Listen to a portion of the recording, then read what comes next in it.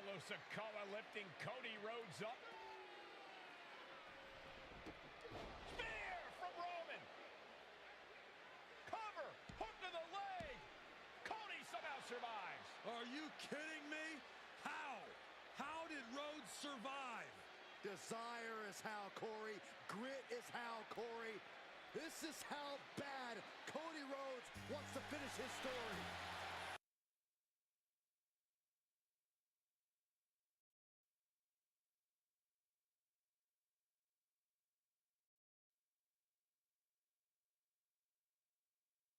Saving.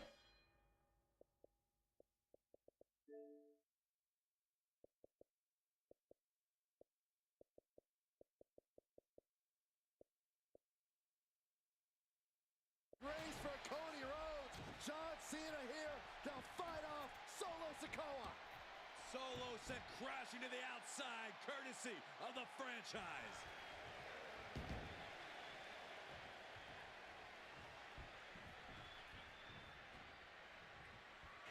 Cena's got Roman on attitude. Down goes Reigns.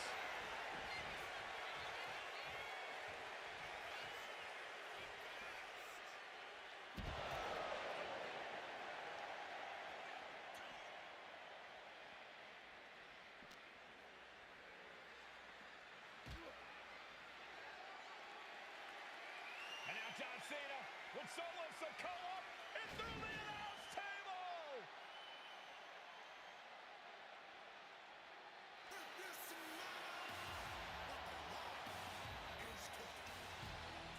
Oh, hold on, guys. Hold on. You gotta be kidding me. The final boss is at WrestleMania. What a moment this is. Brings back memories from WrestleMania over a decade ago.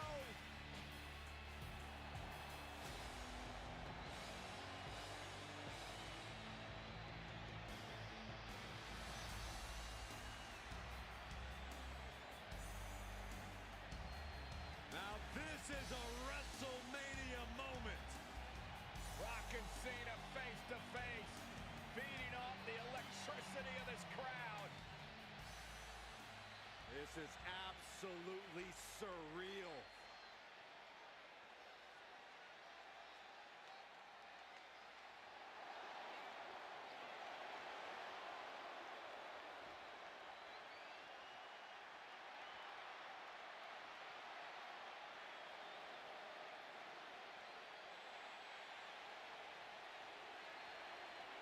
Oh, look out! With a rock bottom.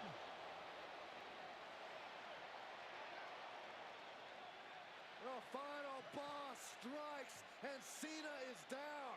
And now The Rock taking off the Mama Rhodes weight belt. He's going to use it against Cody. What? Oh. No way. No way. Guys, What is going on here?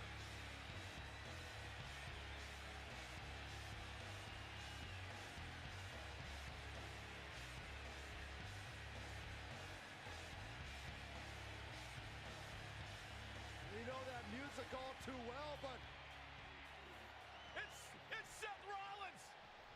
And a Superman punch by Reigns intercepts Rollins, who's out here in the old Shield gear.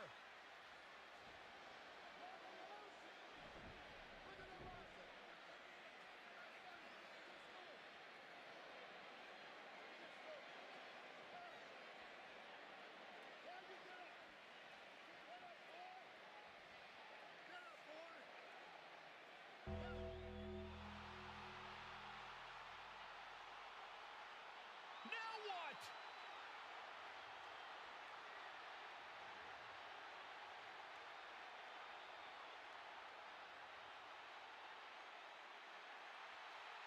Undertaker's in the ring! oh my gosh!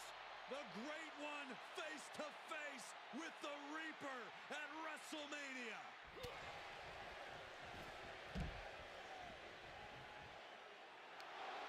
Undertaker with the Rock!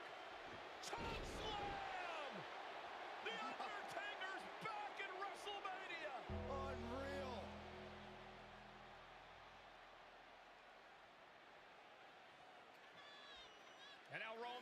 Reigns and Cody Rhodes struggling to grab a hold of the steel chair in the ring.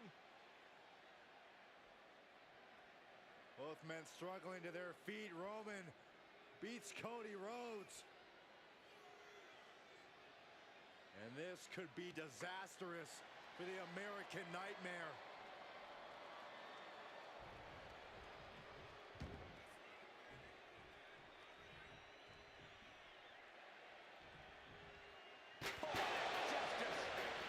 Roman has never forgotten and has never forgiven.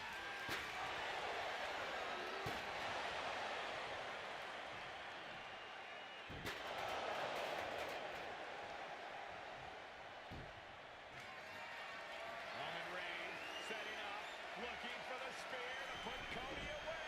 No! Cody catches Roman. Crossroads. And another crossroads. Looking for the trifecta now. Finish the story. Everybody seems to think that WrestleMania 40 was the night the bloodline ended. But anyone who knows us knows that it's going to take more than one bad night to bring us down. If anything, we're just getting started.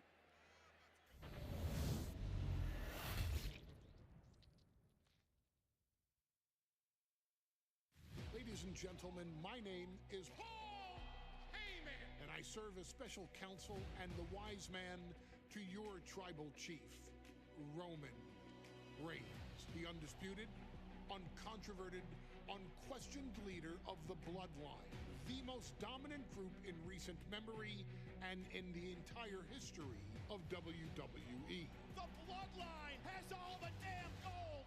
For nearly 40 years, I have worked for, alongside, and even employed the absolute greatest superstars to ever do it. Just how dangerous do you want to live? I've created the Dangerous Alliance, led an extreme revolution with ECW, and managed the most legendary of all champions. And for me, none of that compares to the relationship I've built with the Anoa'i, Fatu, and Maivia families, the triumvirate that composes this dynasty that we know more colloquially as the Bloodline. My time with this family goes back 40 years. I've led them into battle, strategized with them, and have watched their children grow into top-tier superstars who have also created their own impressive legacies. And so it is my great honor to serve as your host for the WWE 2K25 showcase featuring a dynasty like no other, the Bloodline. When you look at this incredible family tree, this is proof that there is only one royal family in professional wrestling, bound by blood. A blood bond forged between High Chief Peter Maivia and Amatua Anai Anoa'i, the father of Afa and Sika, the wild Samoans, created a force that has dominated professional wrestling for over 5 decades. An elite collection boasting names like the wild Samoans, Afa and Sika, as well as The Rock, Rikishi, Umaga, Yokozuna, Nia Jax, Jimmy and Jey Uso, Solo Sikoa, Jacob Fatu, and of course, your tribal chief, Roman Reigns.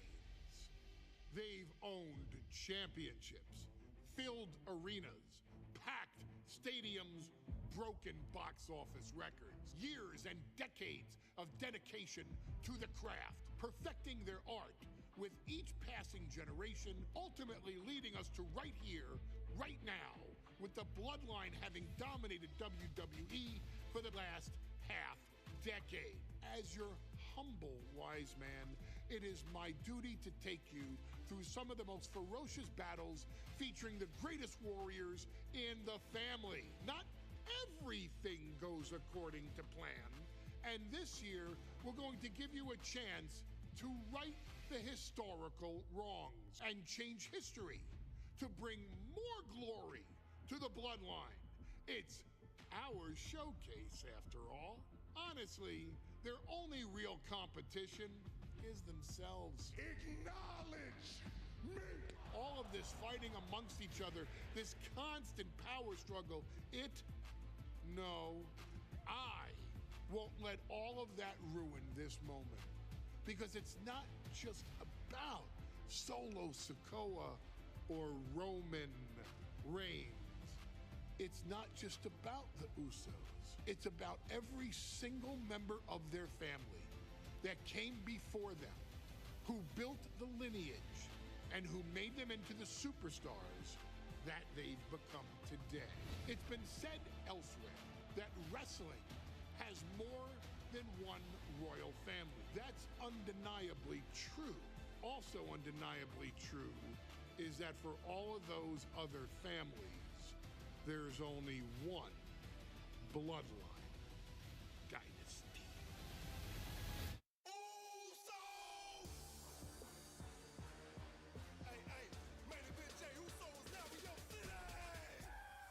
It's just me, okay, day one, it's just me, day one, it's just me, okay, day one, it's just... In a family that specialized in brute force over the years, perhaps no one better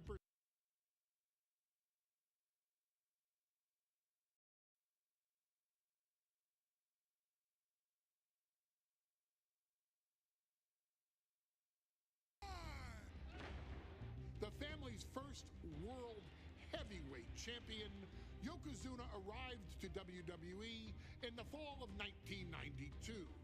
An imposing behemoth, to say the least. Yokozuna...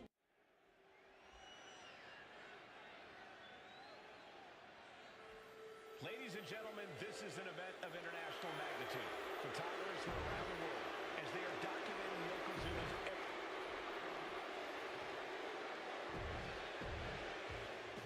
Looking at the champion, I guarantee there is no doubt in their mind as to who is leaving this match with the title.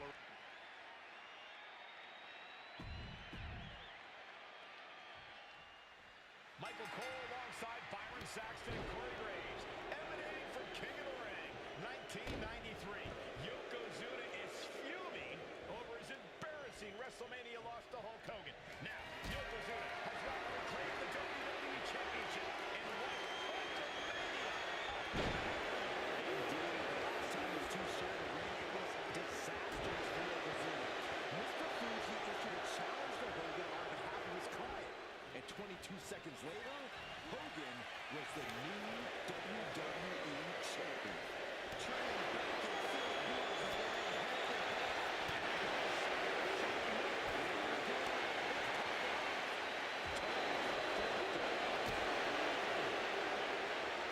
Still so much more action to come after this amazing matchup. Of course, we have the King of the Ring finals later, but before then, there will be an 8-man tag team match with the Steiner Brothers and the Bushwinkers on opposite sides. You want to talk about unfinished business from WrestleMania? Those two teams went to war.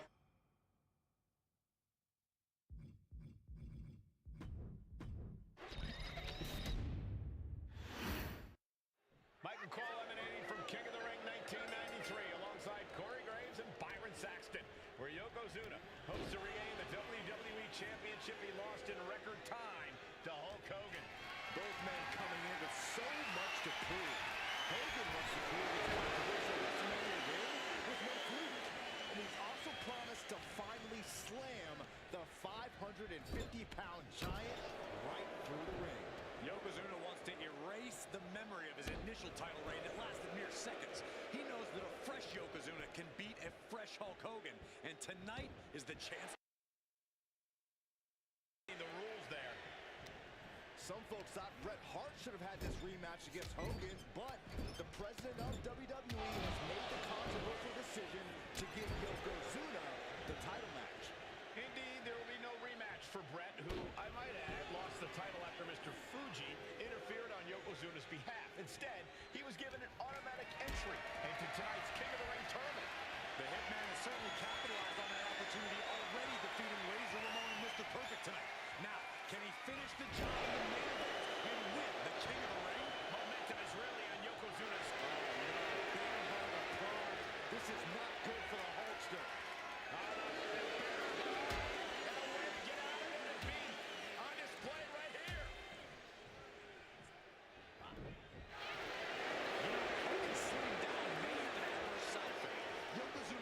Those holds in around the Hulkster's waist now. The waist and chest may be a little bit smaller.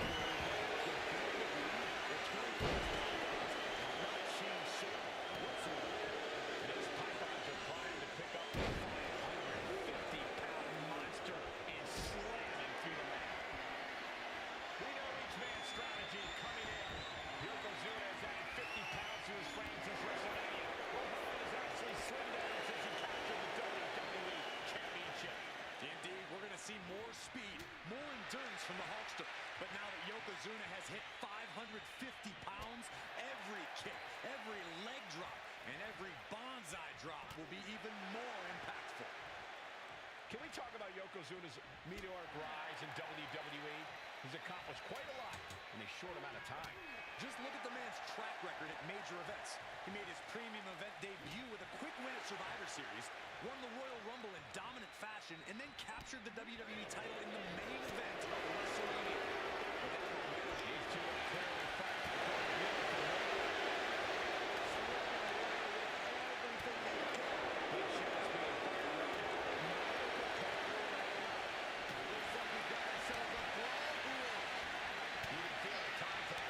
the WWE Universe.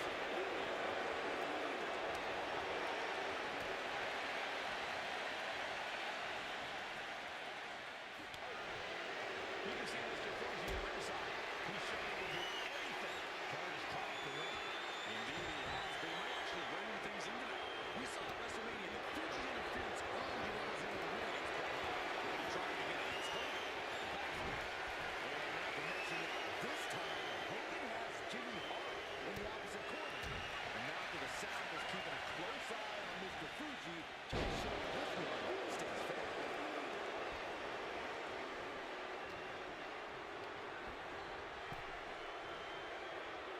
Oh, that opens the door for Hogan. Now bringing the fight back into the ring. And Hogan gets stonewalled.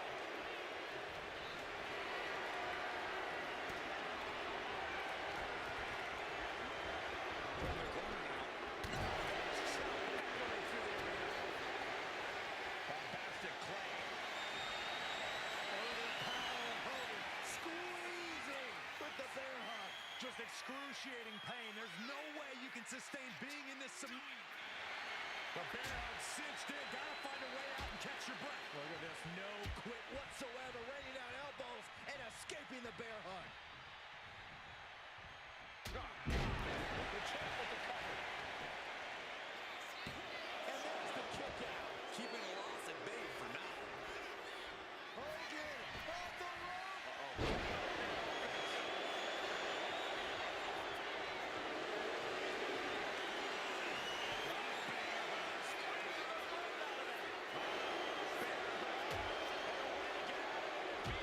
On display right here. Ooh, grating across the face.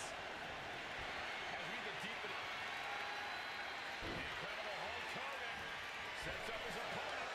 Will the champ make that payoff? Looking for the pin, but was that enough? I'm absolutely stunned. A display of near superhuman resilience. After seeing that, it's hard to imagine what it's going to take to keep this competitor down. Here we go for the championship.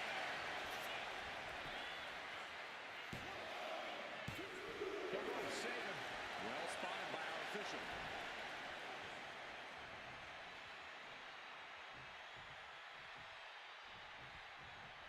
Oh, he timed that counter well.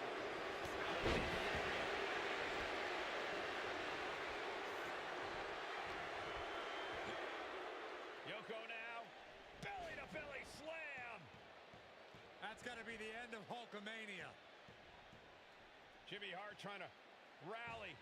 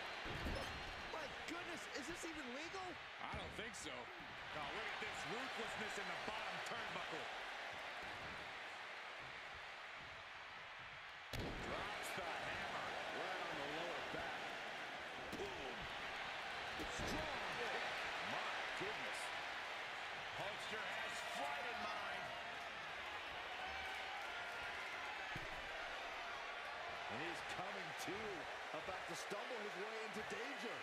From the top. Targeting the stomach to reverse that maneuver.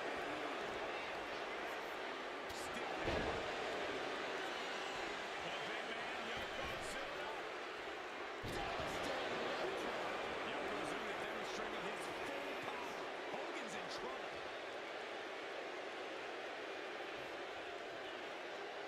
Yoko says this one's over.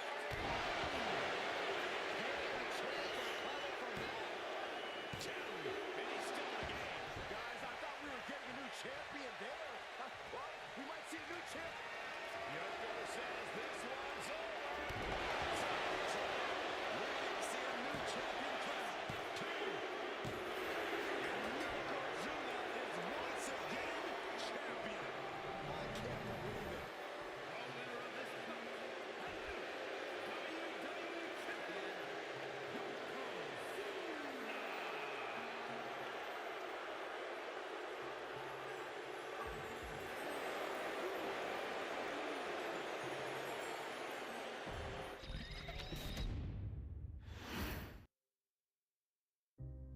Our next chapter sees the showcase spotlight shine on an area in which the family built their legacy: tag team wrestling. Starting with the Wild Samoans, Afa and Sika, all the way through to more recent champions like the Usos or Tama Tonga and Tonga Loa. This dynasty has always excelled in tag team competition, consistently showing an ability to dominate the division with a wide variety of looks. And the first team that we will look at, accompanied to the ring by Afa himself. Fatu and Samu, the Head Shrinkers.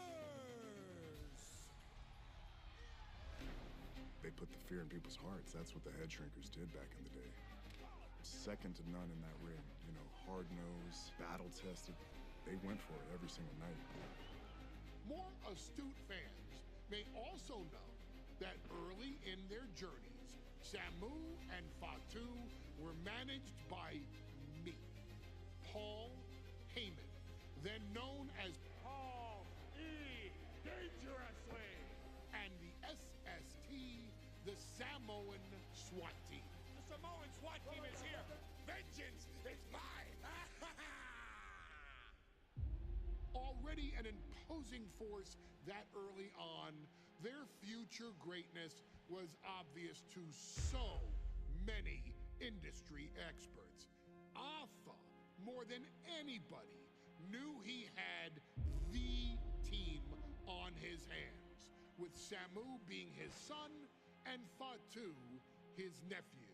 The tribal elder was able to mentor both, instilling in them the same unrelenting approach to competition that made the Wild Samoans world famous. The team toured through regional promotions before a quick stop with me in WCW, but WWE was always their goal. We are back! The Head Shrinkers are coming! Upon arrival, it was clear that the dynasty's next generation had indeed arrived, immediately drawing comparisons to their world-renowned predecessors. 10 years before it became cool to say, Samu and Fatu displayed ruthless aggression in the ring, overwhelming opponents before the bell and continuing the non-stop attack until their hands were raised in victory. Deceptively agile for men of their size, they brutalized the opposition with devastating dives from the top rope. The duo would eventually go on to capture the WWE Tag Team Championships in the spring of 1994, fulfilling the promise and carrying the legacy to even greater heights. At WrestleMania 9, the Head Shrinkers' one and only in-ring WrestleMania appearance saw them taking on Rick and Scott, the Steiner brothers. Be prepared, Steiner Brothers. We're gonna give you a pain that you have never felt before. While I'm not one to make excuses, I am one to give opportunities to you, our expert gaming member of the WWE Universe. And so, today, you have the opportunity to make things right. WrestleMania 9, Las Vegas, Nevada. The Steiners performed at a near-perfect level that day, able to find every reversal and in the chaos emerge victorious. We are asking you to fix that.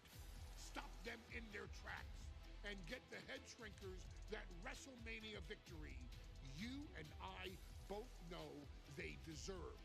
But if you're not careful, you're going to find yourself reliving the very same memories that have haunted Samu and Fatu for years. Steiner lines, suplexes, Frankensteiners that will all bring your evening to a vicious, miserable end.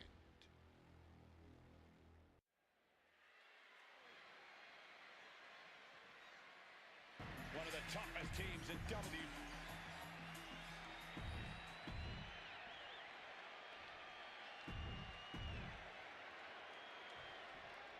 WrestleMania 9 rolling on with a potential show-stealing match, guys. Two very hungry tag teams facing off. Indeed, Michael, the Head Shrinkers and Steiner brothers are both new to the tag division in WWE, but both teams are off to an amazing start so far. And you have to imagine whichever team wins this high-profile fight becomes an instant top contender for the tag team championship. And with two teams this physical on such a big stage, it is indeed going to be a fight.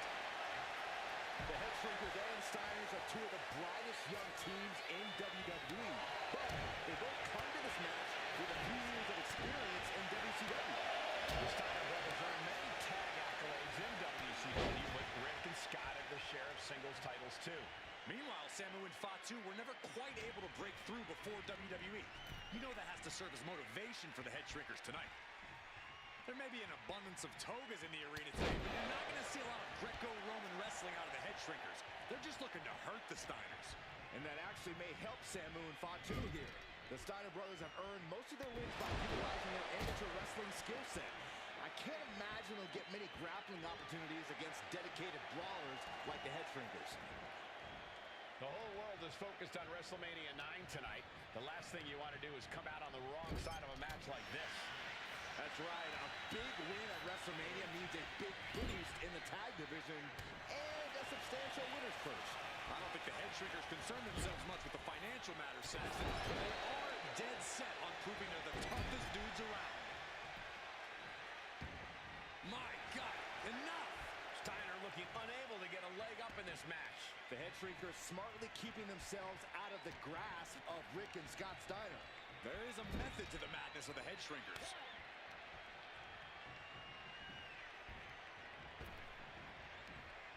Launched into the air and hung across the top rope. Beautiful.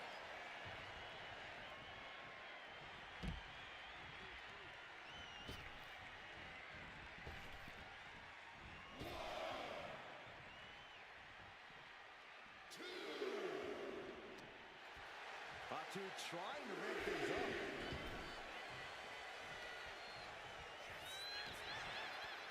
And there goes Steiner sent outside the ring. Fatu like a one-man wrecking machine right now, cleaning house. Oh, look at this, the power by Scott Steiner. But the tag was made and Scott not aware. Big kick. Scott Steiner did not see the blind tag made by Samu. Oh, this is not looking good for Steiner. Then this is what the Head Shrinkers do. Top-tier tag team wrestling. Steiner didn't see the tag, decided to hot dog around, and got a foot in the face for it. Setting up for something here. As we find ourselves surrounded by all this pageant. From the top. Samu dishing it out now. Seeing some high-impact offense from Samu and Fatu thus far. I'm not sure the Head Shrinkers are even going for the victory. They just want to destroy the Steiners. Boom!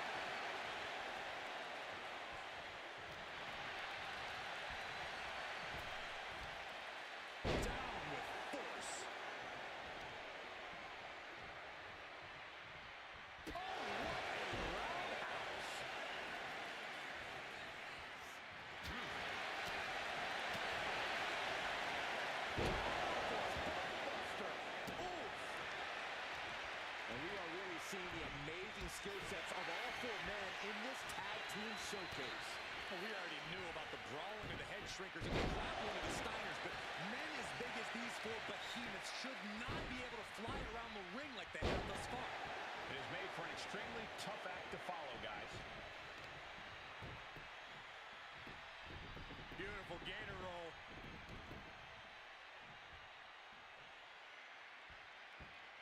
Great way to disorient your opponent.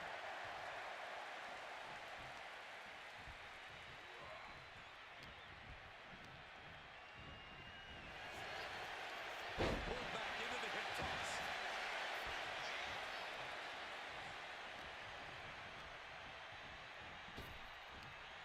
Punishing power slam.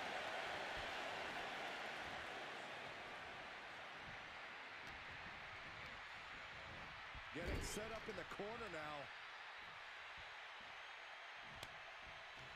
Tag made. Double team coming.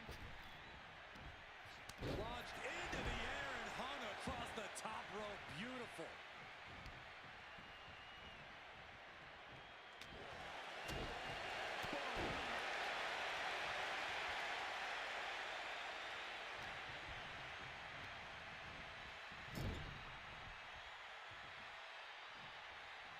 And Fatu got stopped in its tracks. Double underhook. Powerbomb. Punch straight to the face, stays off the attack. Vicious. Oh, my goodness. Ah, what a smash. That is just insulting. Smashing the head into an unforgiving surface. He tags out.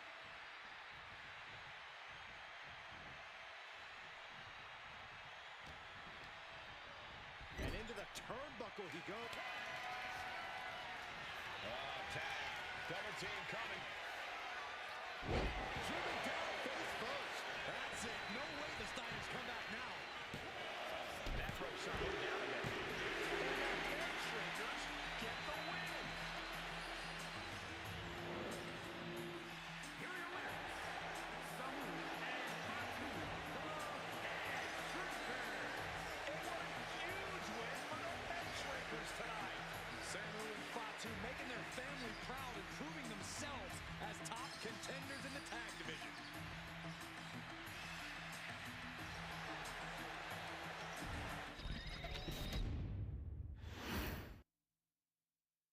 Hey, let's put this in the simplest of all terms. Dwayne "The Rock" Johnson is the biggest celebrity on the face of the planet today. Now, whether he's a blue chipper, the people's champion, or as we know him right now, the final boss, The Rock has always commanded all of the attention in the arena since the very first moment he made his WWE debut at the 1996 Survivor Series. Born into this business, The Rock would become WWE's first ever third-generation superstar, following in the footsteps of his father and grandfather.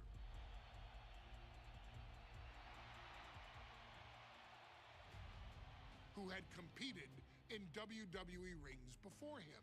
Dwayne had the huge responsibility. There's a legacy, and you have to take it so seriously. Even with incredibly high expectations, the Great One surpassed them all, along with the usual achievements if your name is The Rock. 2 Intercontinental Championships, 5 Tag Team Championships, 8 WWE Heavyweight Championships, a Royal Rumble victory, not even to forget the fact that The Rock once led an entire nation. The Rock has one of the more noteworthy feats in WWE history, earning WrestleMania victories over Hulk Hogan, Stone Cold Steve Austin, and John Cena. Each of these men are known as the faces of their respective era. Each of these men found out what happens when you go one-on-one. Oh, you know the rest. Of course, The Rock rivaled Stone Cold Steve Austin's popularity during the vaunted Attitude Era, tearing opponents down with rock bottoms and people's elbows while tearing them apart on the mic with cutting one-liners and catchphrases that are still recited to this day. If you smell, know your role and shut your mouth. He ended CM Punk's 434-day title reign as WWE Champion at the 2013 Royal Rumble as well, after having only competed twice over the previous 9 years, displaying the always-ready mentality and physical conditioning on which he has built his global brand. But you don't need me to rattle off The Rock's resume to you, now do you? Of course not. The man is an occasion unto himself. He has headlined the biggest events against WWE's most iconic superstars, and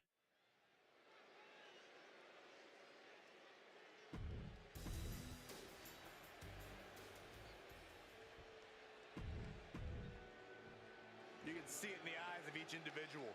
Only razor-sharp focus when this much is... The Intercontinental title hangs in the balance.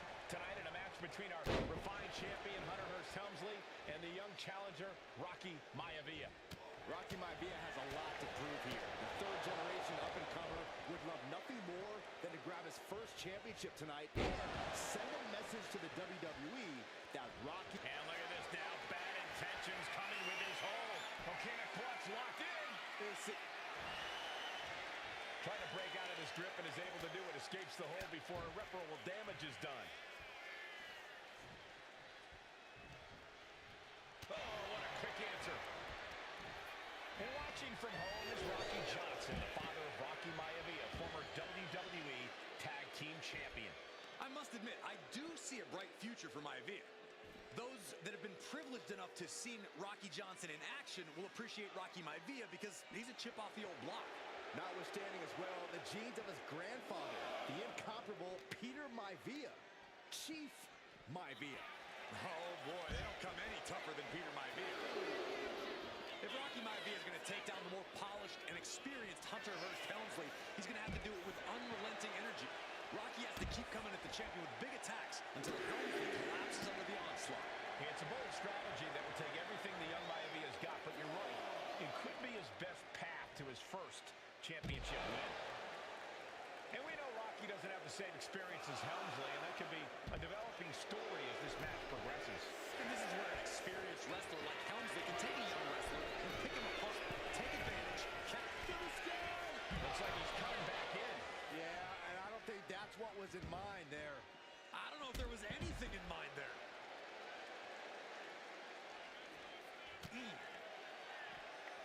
Helmsley had that.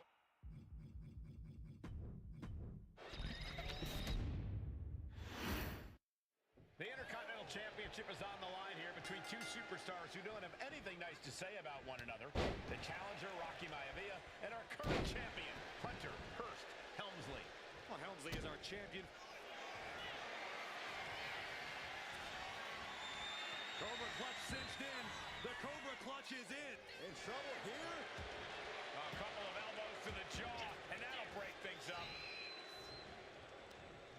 Rocky beats him to the punch. And we know Rocky doesn't have the same experience as Helmsley, and it could be a developing story as this match progresses. And this is where an experienced wrestler like Helmsley can take a young wrestler and pick him apart, take advantage, capitalize, and win. Ooh. Oh, oh. Here we go. Good Lord, taking flight. From up top, right onto the target, outside. That is kicking things into a whole new gear. Ooh, face first into the post. The deathlock is in. Uh-oh, this is not going to end well. this one could be over.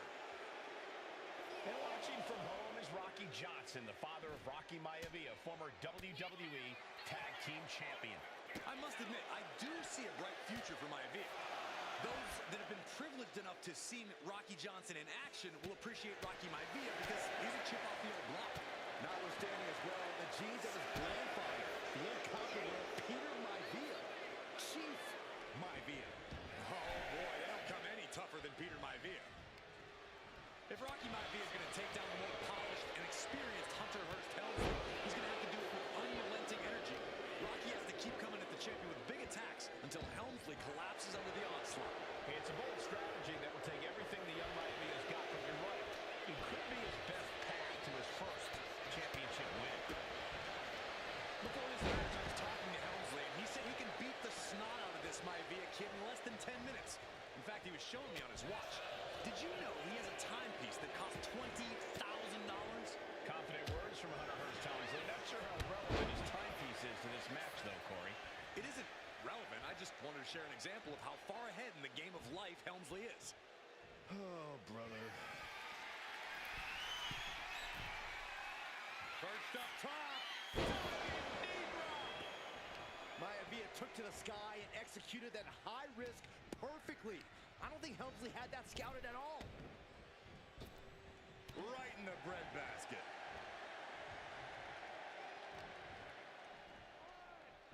Hunter whipped into the corner. Nobody home. Rocky hit hard. And now Hunter looks to take over this match. Helmsley muscling Maivia up to the top turnbuckle and a big right hand. Helmsley with something big in mind here for his challenger tonight.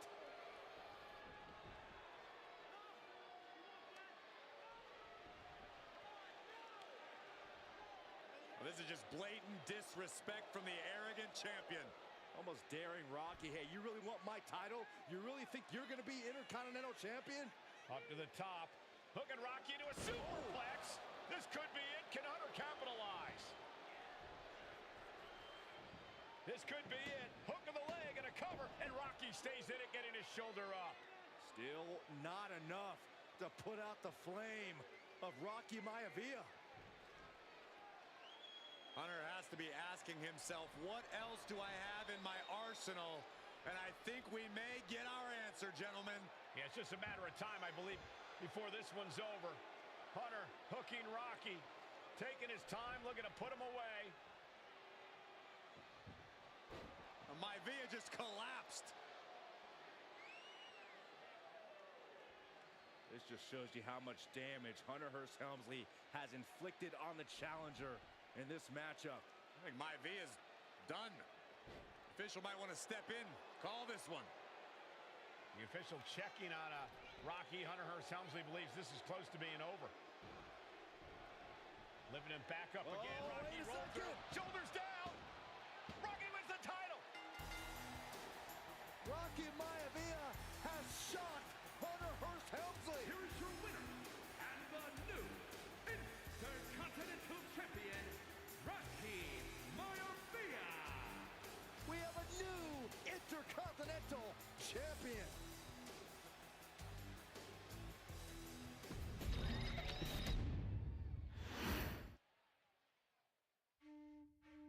In a family of elite combat athletes and top-tier performers, the final boss has always stood out, even when he was just a blue chipper. But there wouldn't be a final boss. There wouldn't even be a bloodline if it wasn't for The Rock's grandfather, the High Chief Peter Maivia. You can think of him as the first boss, predecessor to the tribal chief. He is one of, if not the foundation for our family. The Anawa'i Fatu Maivia wrestling dynasty. I don't think there's anybody more responsible for what's going on now than the High Chief himself. Peter Maivia isn't simply one of the two principles behind the sacred blood bond. He's also an incredibly decorated professional wrestler who traveled the world and won titles everywhere he went. New Zealand, Japan, Europe. Europe, and here in the United States, where he enjoyed especially successful runs in Hawaii and California. Maivia would eventually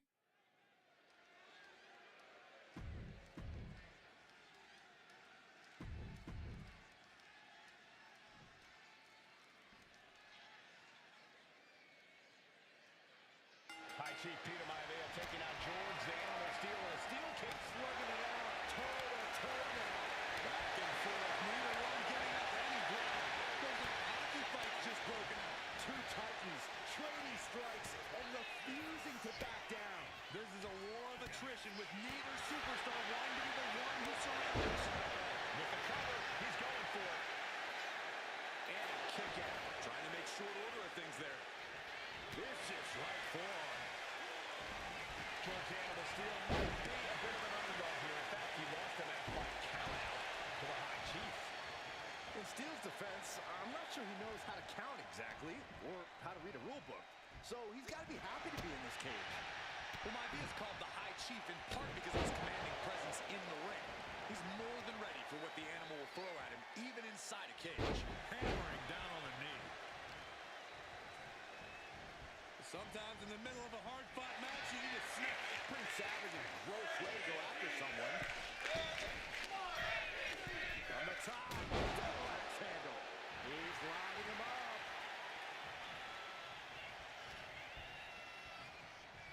Ref, come on, ref. You can't allow that. When a man like Peter Maivia signs up for a match with the Animal, he doesn't know what to expect, just to expect anything in the world. Peter Maivia knows full well that he's in for some unusual treatment tonight. In fact, Steele often has trouble finding opponents due to his erratic nature. But when it comes to competition, Raises the shoulder before the 1 count. don't know how he can't get more than a 1 count at this point. That unraveled on George. Headbutt.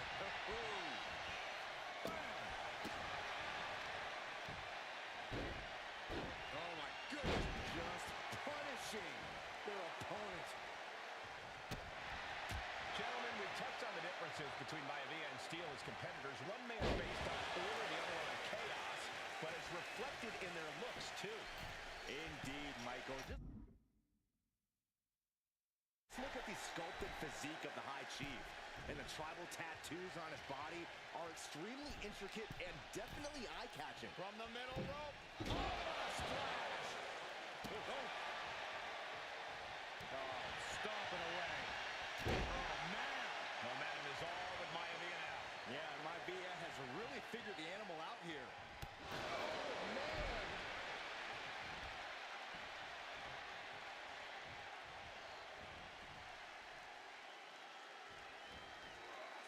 Gets out of dodge. The animal has to be elated to be in this steel cage against one of his biggest rivals, no less. Yeah, Bobby, we've seen the Animal brandish a weapon against Peter Maivia before. It was against the rules. The High Chief better be prepared for Steele to get even crazier. Oh, Maivia is prepared, all right. The man is extremely tough and agile. In fact, the High Chief's entire body can be considered a weapon. He's taking on a lot of offense here, guys. And you can see Steele is struggling to weather the storm with the High Chief. Oh, right to the arm. Fist drop. Measured up nicely. The fist has been dropped.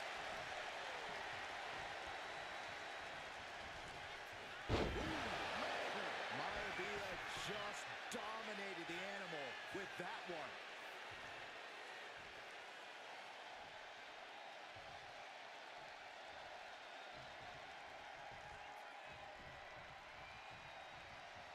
George is tied up here. Does Peter Maivia have this sewn up? Maivia has Steele in his sights, looking to put the animal down. Set up for a second time. There's the backbreaker. No way Steele's coming back from that. Some folks call Peter Maivia the Flying Hawaiian. And the reasons are obvious for that moniker. But guys, how has he earned the other nickname of the High Chief? Well, Cole, Peter Maivia is very close to the Anawati family. In fact, Peter's considered a blood brother to the patriarch of that clan. Maybe add on the fact that Maivia was born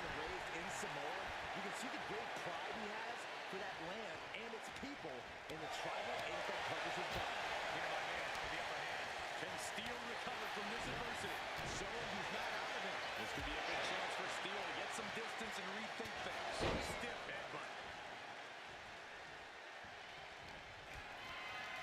Picked up and being carried around now. And straight attack down the throat. George Animal Steel is not a wrestler by any stretch of the imagination, guys. He's a true threat. And he might be the best brawler in WWE, Michael. There is no shortage of fights in the animal. But you know who might be a better brawler, guys? The High Chief Peter Maivia. When you consider that Maivia is also an excellent high flyer and a great technician, well, you can see why the High Chief is the favorite in this match, even with the steel cage stipulation. And he's keeping this intact, going and going. A series of disabling maneuvers from Peter Maivia. Oh, and he stops that offense. Momentum going back to his corner. Peter Maivia trying to bring the fight back in this one.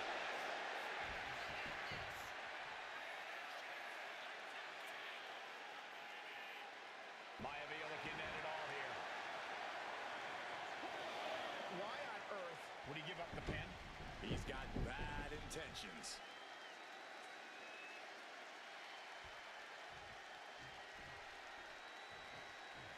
He's going back to the well. Backbreaker. And this has to be the end of it. Starting to scale the cage wall.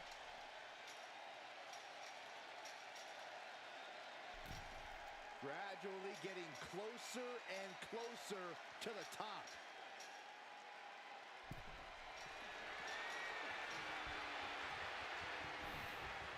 And here he goes, ascending up the steel cage. And he's straddling the top of the cage, just feet away from making it to the outside. Oh, he's almost there. He better move. Peter Maivia turns that around. The High Chief Peter Maivia really making a name for himself in WWE, but he's had plenty of experience on the way up. Plenty of championships on the West Coast, but he's made the biggest splash in Hawaii, where he earned multiple tag team titles. Oh, yeah, Maivia is a huge celebrity on the islands. In fact, And the High Chief defeats the Animal.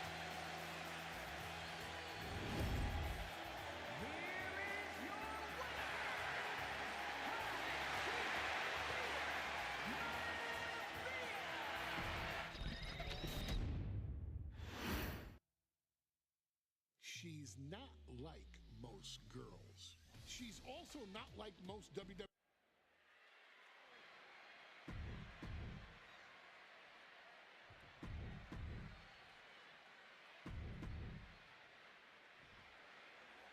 And there will be a coronation taking place tonight as Nia Jax and Lyra Valkyria face off in the finals of the 2024 Queen of the Ring tournament. The Irresistible Force has been on a tear recently, and Nia believes the crown already belongs to her. as for Lyra, this is the biggest match of her career. Remember, she was still on the NXT roster just a few weeks ago, and now she has a chance to make history. And Nia now misses wildly. Lyra goes up over the top. Nia's got a caught, though. Lyra trying to rely on her technique to bring down the Irresistible Force, but having no luck at the moment. I'm not sure this is going to work either. Jax just entirely too strong, but whoa! That was interesting. Oh, nice athleticism by Valkyria. Even Jax might be a little impressed. I wouldn't go that far, Saxton. Here comes Nia, just imposing her will on Lyra Valkyria. Again, Lyra showing how resourceful she is, applying the sleeper to Nia Jax. Lyra has the advantage. She has Nia reeling. But Lyra can't win Queen of the Ring with Jax on the outside. This match has to end in the ring. Big slam. Lyra says she feels alive every time she flies, and that's what Nia has to avoid tonight, keeping Lyra grounded. The woman thinks she's a bird, Cole. What do you expect? It's simple as embrace.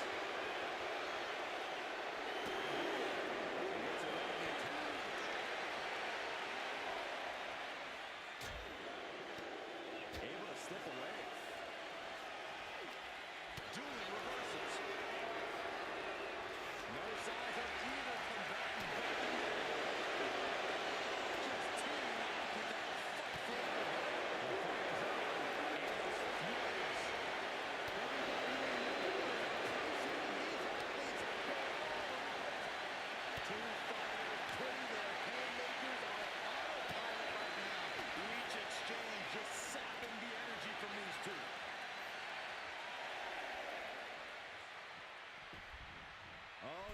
She is really getting fired up. She's taking things back into the ring. Uh-oh. Lyra Valkyria, one of the best technical wrestlers in NXT Women's Division history. But the game is about so much more than technique. It's about experience and timing, knowing when to tap into certain parts of your psyche. Nia knows this, and we've seen it for years. The big question is, does Lyra? What a display of strength here.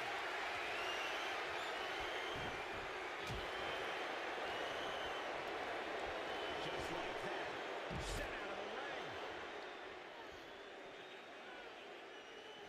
And this one might be headed ringside. Valkyria keeps her away. Dangerous intentions in her mind right now. She leaves the ring, but she can be counted out here. Anything can happen in WWE. It used to be a tagline, but it's the truth, and Lyra Valkyria is living it. Over the last 12 months, Lyra has already knocked off the likes of Becky Lynch and Io Sky, but she's never faced anyone the size of Jax. This is a first for her career.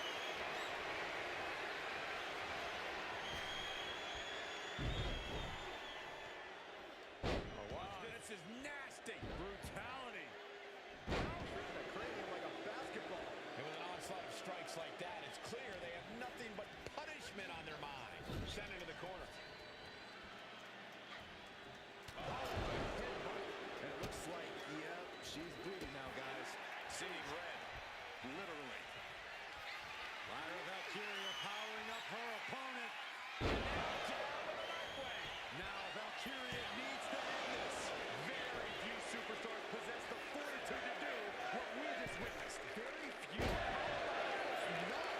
This match is right to the next level. Confidence must be waning as she hits the opposition hard, but still can't get the fall. Confidence is always a key for Nia Jax. She comes into every match thinking she hasn't won. But when you have this business in your blood like Nia does, that confidence is genetic. But ever since the Irresistible Force returned to WWE 8 months ago, her confidence has been on another level. And she's gaining even more confidence as this match progresses. Jax may just be unstoppable now.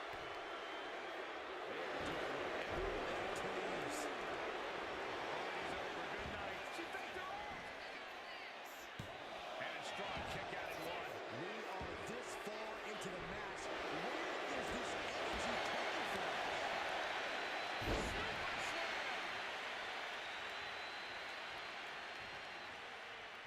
Kick right to the leg. Look at this. Oh, from the rope. There's so many moves at Nia's disposal that she can end this match with. Middle rope. Missile drop kick. Hit the target. Double axe handle smash. And Lyra putting together some offense. Here's a big opportunity. From the opposition.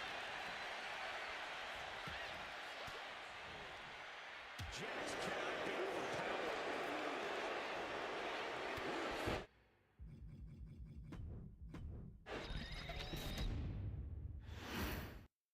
And there will be a coronation taking place tonight as Nia Jax and Lyra Valkyria face off in the finals of the 2024 Queen of the Ring tournament. The Irresistible Force has been on a tear recently, and Nia believes the crown already belongs to her. As for Lyra, on the apron.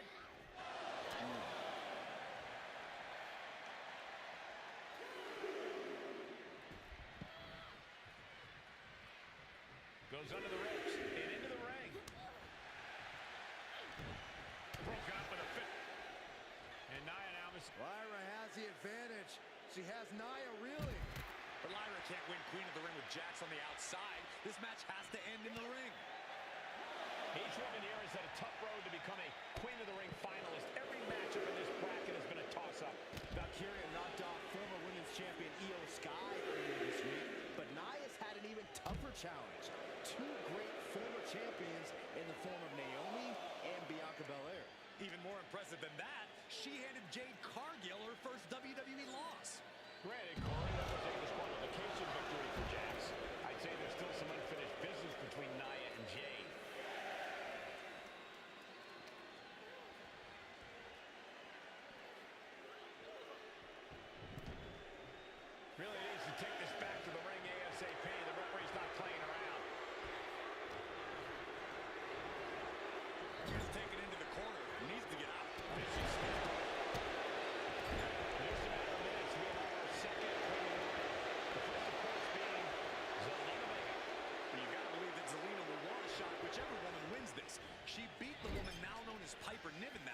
so you know Queen Zelina can strike down an enemy of any size.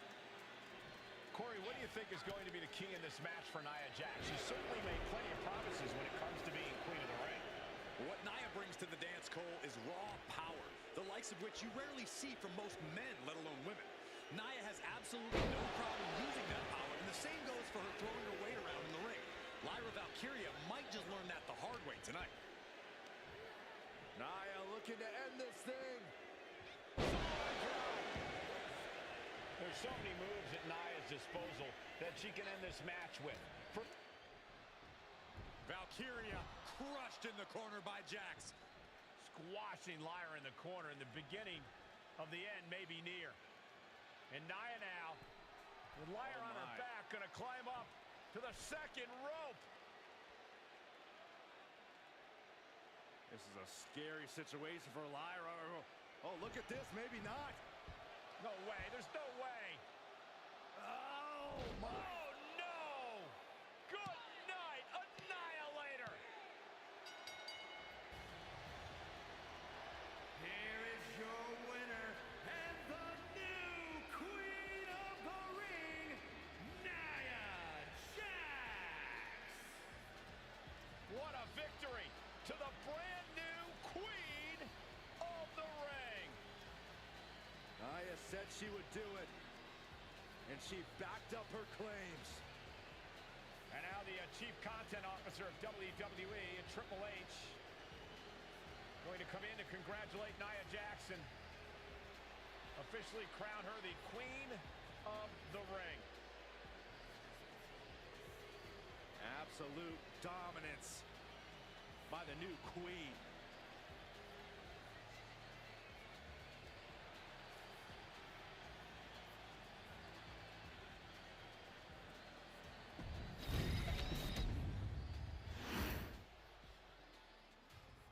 I'm sure you will agree with your wise man. Many WWE superstars say they will do whatever it takes in order to achieve success. Quite often, it's a bunch of BS. But if you're lucky, you may run into someone who is willing to look out for the group. Someone willing to make sacrifices.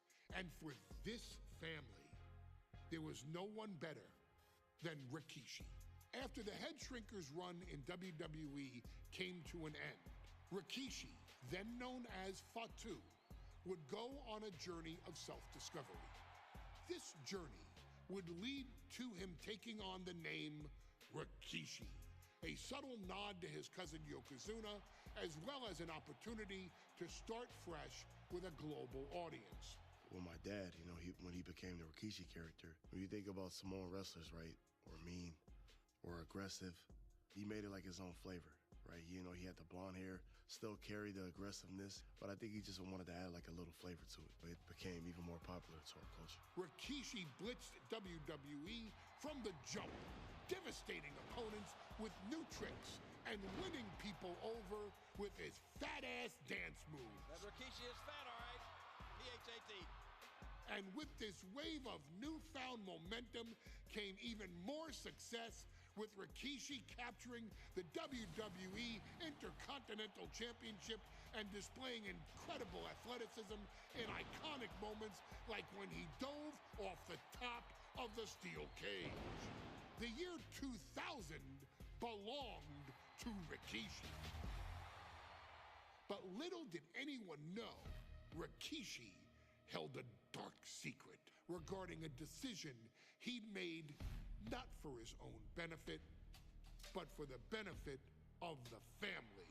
It was at the 1999 Survivor Series that Stone Cold Steve Austin was hit by a car in the arena parking lot, forcing him from the main event later that night for the WWE Championship. For nearly a year, all of WWE was consumed with figuring out who was driving that damn car and why Austin was targeted in the first place.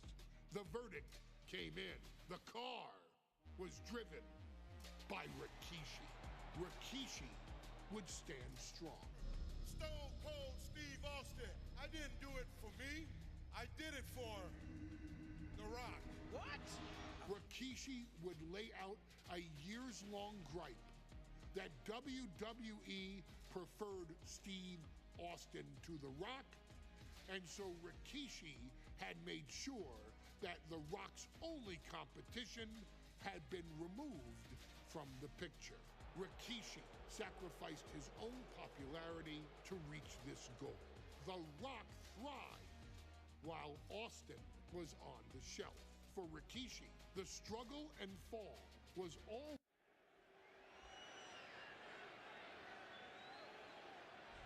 Is it legal?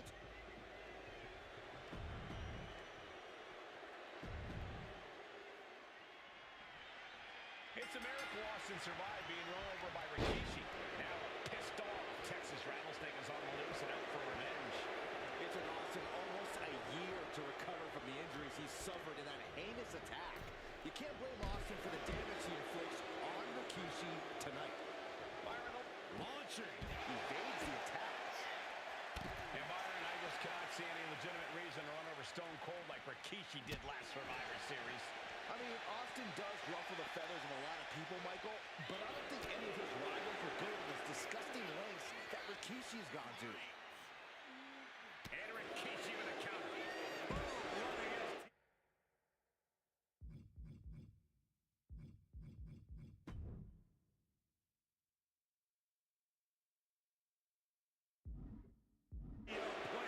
Nicely done. Nice job dodging contact there. Looking to explore things ringside now. Manages to land a big headbutt. Disrespecting the competition. Ooh, sharp kick. Impact to the stomach. Austin had that one scouted. And looking at my monitor, it just makes me sick to my stomach watching Rikishi. This is a man who wants and feels justified for what he lost and dealt with it all. To be a devil's advocate, you gotta look at Rikishi's perspective. He's proud of his Samoan lineage and saw an opportunity to give his people a leg up in the Shark Tank that is WWE. Rikishi, human being, reinforcing that he put Austin on the shelf for 10 months instead of his whole life. It's sick that you would even condone what Rikishi did. Don't twist my words, Saxton. I'm not saying I condone Rikishi's action.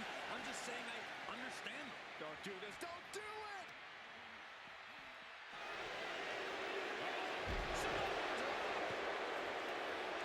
You know, The Rock wants nothing to do with this altercation. We have to mention the sadness Rikishi has brought to him.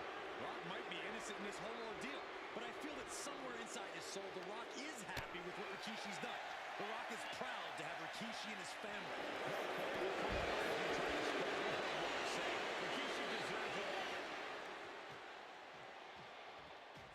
Austin and Rikishi trading heavy artillery on the outside, and here comes the Rattlesnake. Stone Cold Steve Austin fired up and revenge on his mind. You got to think about how bad Austin has wanted this ever since Survivor Series last year. Been dying to get his hands on Rikishi.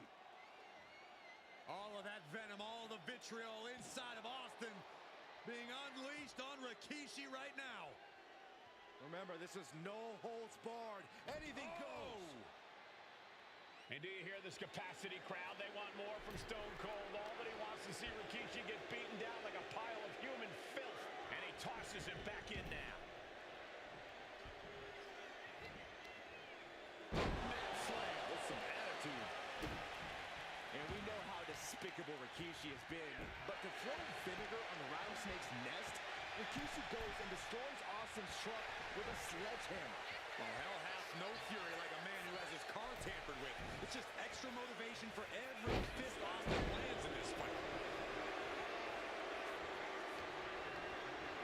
And he goes crashing to the outside. Flying. Took a leap of faith and connected perfectly. This could be just what they needed. Holy, meet the barricade. Oh, he slammed his face right into the barricade. Snapman could set something else up. Connects on the kill. Scary mindset for the Rattlesnake. Austin has scattered pictures of Rikishi all over his home. Said that every time he looks at Rikishi, he's looking at a dead man.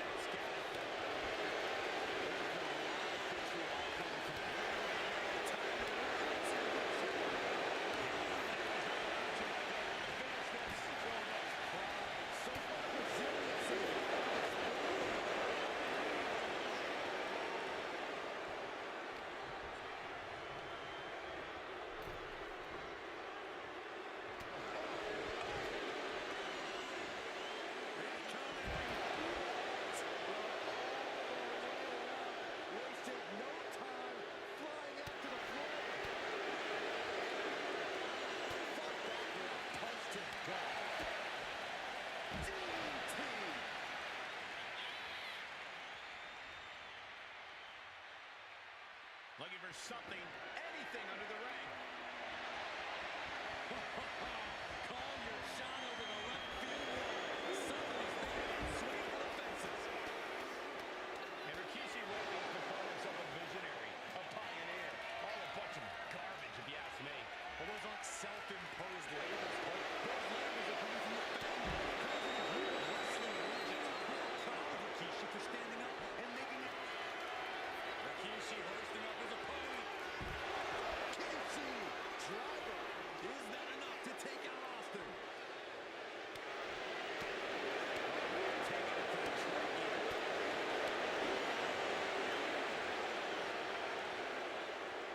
And now gets tossed into the ring. Austin feeding off the crowd, feeding off their energy. Just caught all of that with his face, but now Rikishi, it looks like he's opened up. Kick gets caught. Chain of reversals here. Every motion getting caught. And there's Austin sent flying. And here he is, heading back into the ring. Soaring! Coming down on their opponent like a sack of bricks. And Rikishi slows Austin down with a thunderous right. I know Austin has good reason to be doing all this, but he could be taking it too far at this point. I don't think the last thing is taken far enough, Corey. Austin wants to put Rikishi's life in danger, just like Rikishi did to him.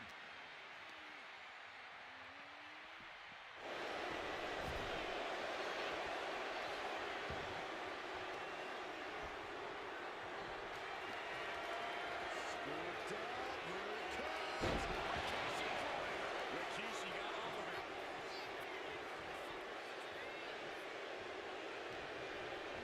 Sent right into the corner.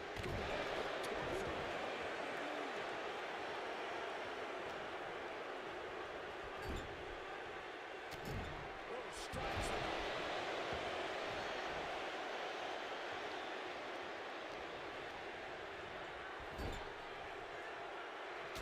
Punch right to the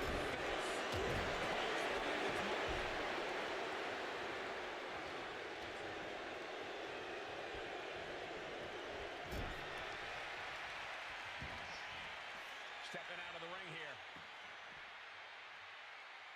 He's looking for something. This could get dangerous. This bat is such a dangerous weapon in his hands right now.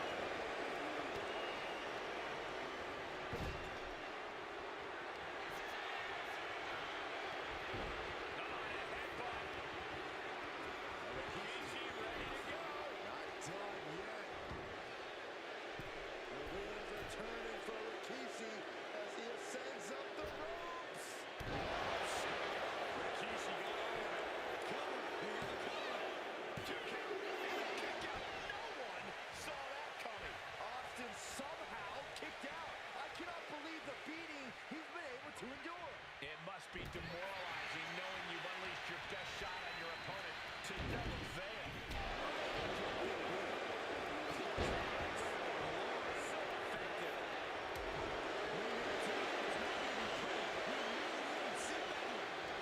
Seeing Rikishi's evil intentions and stone cold rage. Shot did major damage.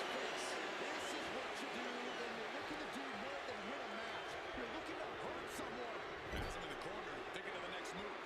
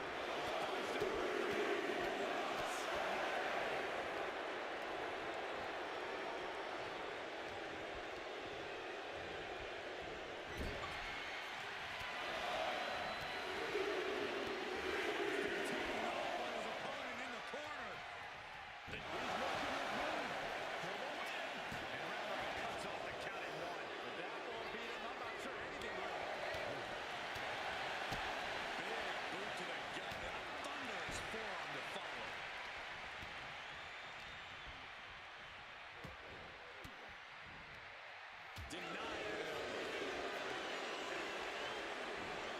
In the corner, past the fire.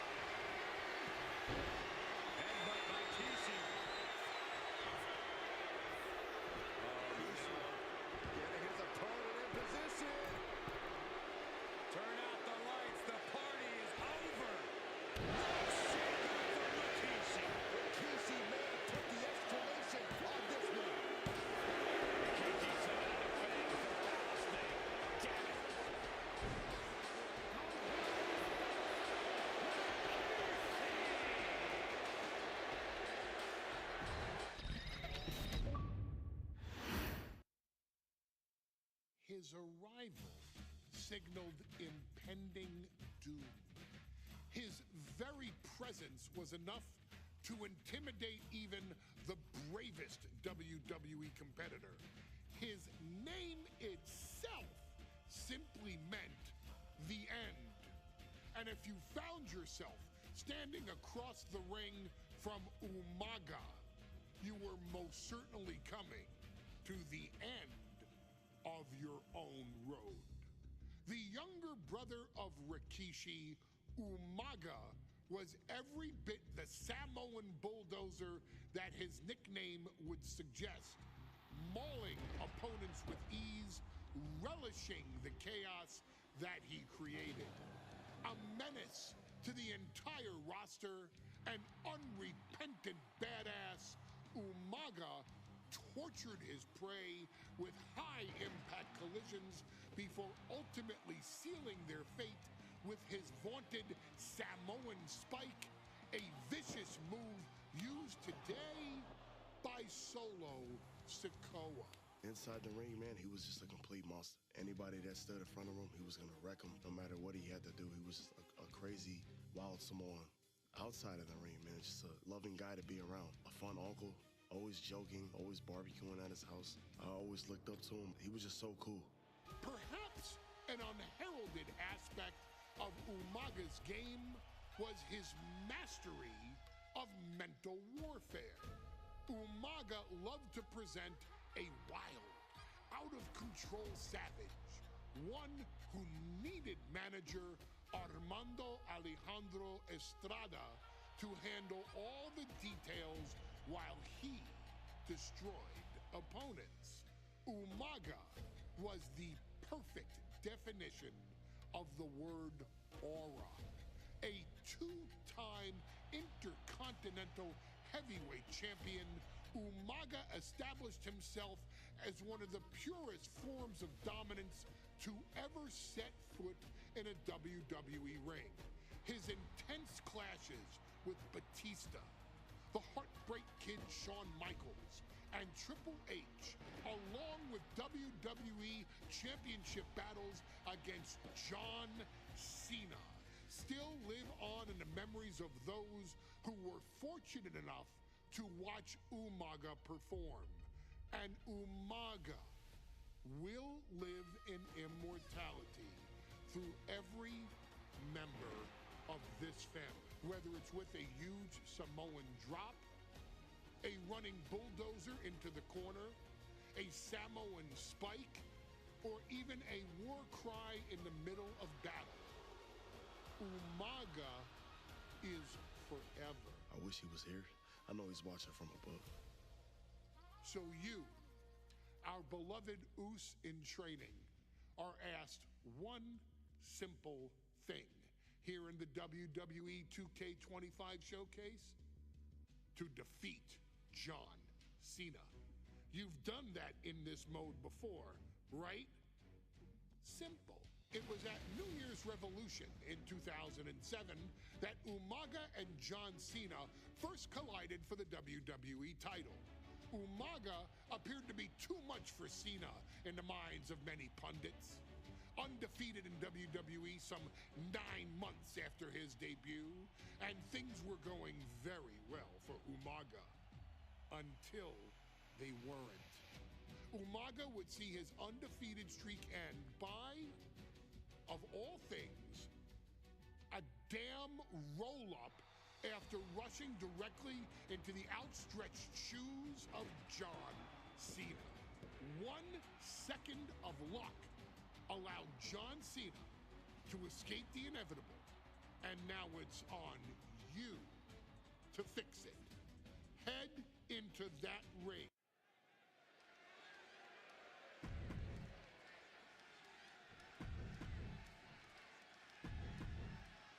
The energy in this arena. Here we go with the WWE Championship on the line. John Cena versus the Samoan Bulldozer Umaga. Big fight feel here in this building. The undefeated Umaga has set his sights on Cena, and there's nothing left standing in his way. Umaga doesn't just want to beat John Cena. He wants to obliterate him, like he has all his other opponents. But this is John. Look out! And don't expect much of a wrestling match in this one. Expect more of a brawl. This is not going to be pretty. It's going to get ugly.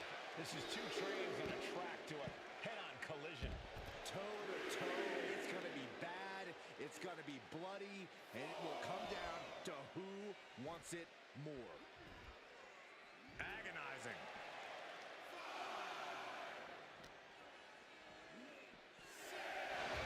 The barricade. He doesn't have much time to get back in the ring. He quickly slides into the ring.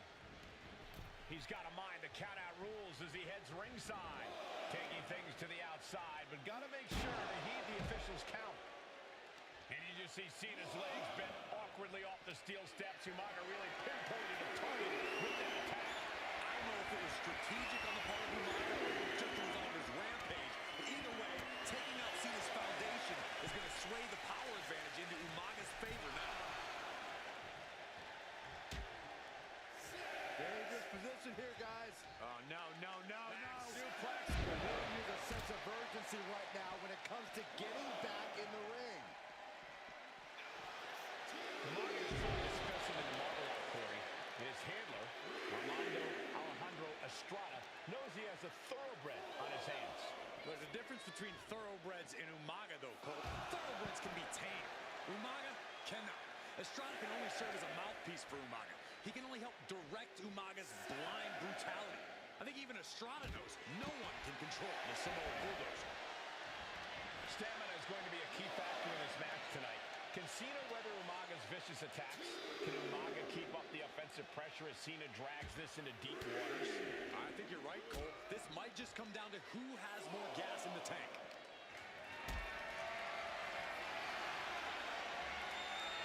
Calculating the next move here.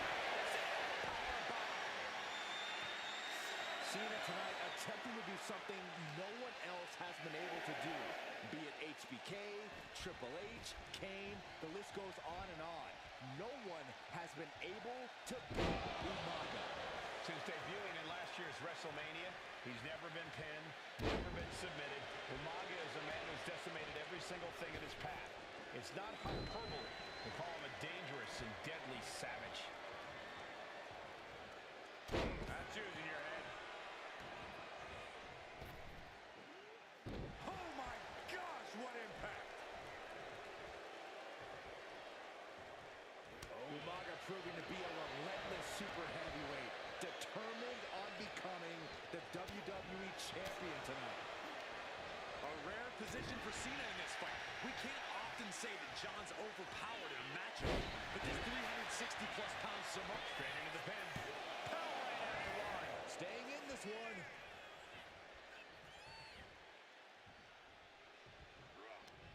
Counter. Saw it coming. Reversal after reversal. These two have counters for days. Springboard, but nobody home. Pop right in the stomach creates the separation. Umaga with a reversal.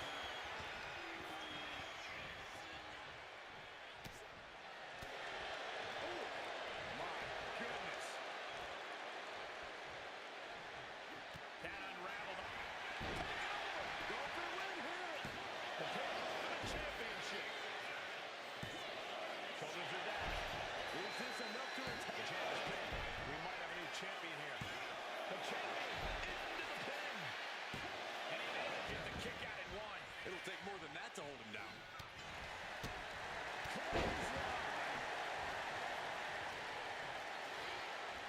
Wait for it all time. And what's this? Why did he do that? What's going on? One step ahead there. A clash of counters, and these superstars do their homework. And with the attacks Umaga has been delivering, you have to think about internal injuries mounting on Cena now. Oh, Cena with a face buster.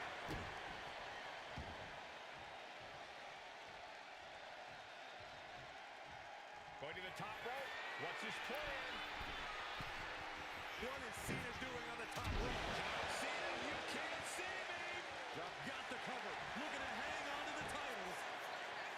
The challenger fending off the 2 count. Still gonna take a massive effort to keep him down. He just flipped the script there.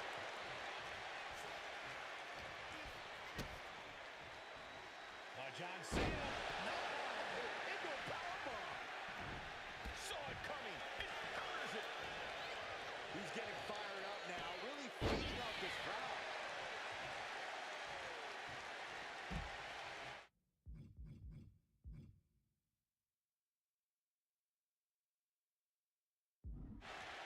He wants this fight on the outside.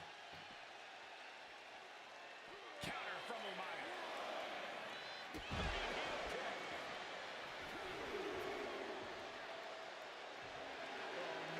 It's never good when Umaga has that look in his eyes. Something bad is coming his way, and he has no clue.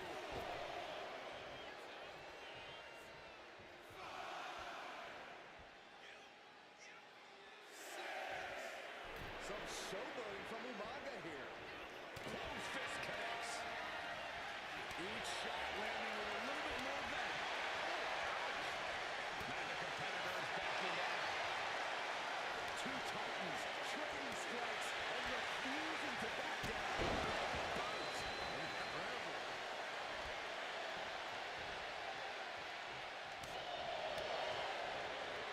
Oof, that can knock you out. And now I see some blood on the face of Cena.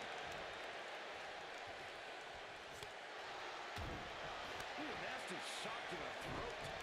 Cena stays off the attack. Caught with that sharp elbow. Big forearm. Two powerhouses, a championship on the line. We knew this would be a battle. Umaga and Cena aren't giving up any ground here. Pow, what a shot. Oh, man, right to the esophagus.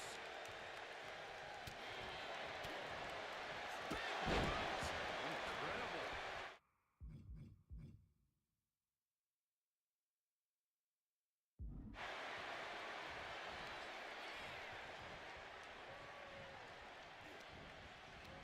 Oof, a meeting of the minds creates separation.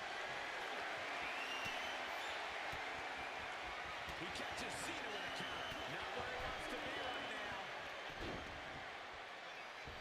Off from the rope. Momentum fully shifted to Umaga. Umaga is simply overpowering John Cena right now. John Cena. The champ might have just ended the fight right there.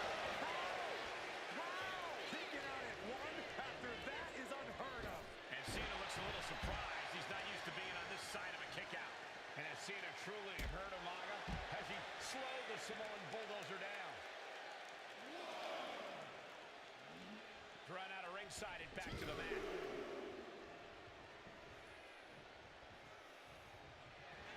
This'll do it. Umaga. Samoan spike. Could that be enough to gain the title? His body is still the focus of the attack. Short clothesline hits its mark.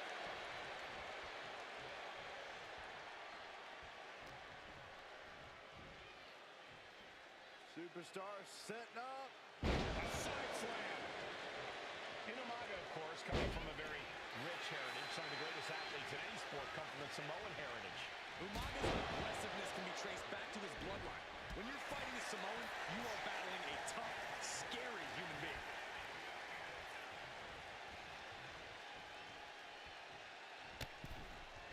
Holy, that was an awful landing. Exiting the ring, taking the action outside.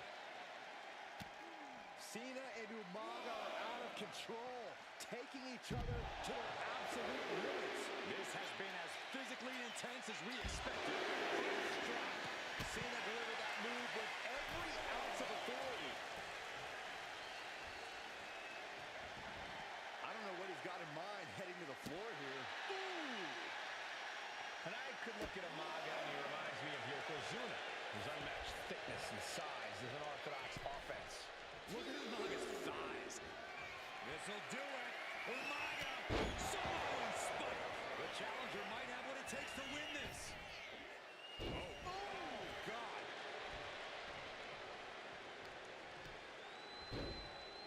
Oh, my goodness. Ah, what a smash.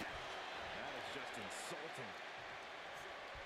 Vice-like grip on the trapezius muscle. This is terribly painful.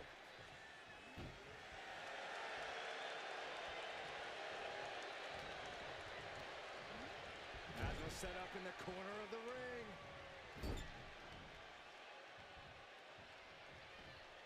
Got their opponent up. Snake eyes.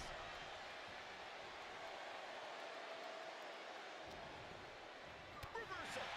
Nice takedown, stack for the pin. No, he gets the shoulder up. I am in shock. What's it gonna take to keep this guy down? What a counter. Quick back elbow detours that offense.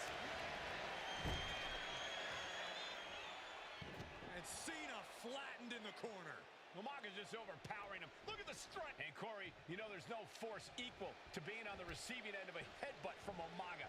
It's in Umaga's DNA. Generations have perfected the art of using their own skull as a weapon that could stop an elephant. This whole building is shaking. Matches like this are what it's all about. Sometimes I look at Umaga and it just scares me. I think he forgets that he's even in a championship match. Estrada is very aware. This'll do it. Umaga. Samoan spike. The challenger comes up big. This'll do it. Umaga. Samoan spike. Only headed toward the title change. Down. Oh, he gets that shoulder up before three. I can't believe it. We were a second away from a new champion. Are we close to the start of a new reign? And I think we all know. Cover. New champ incoming. Champion. An undefeated champion. Here is your winner, and the new WWE Champion!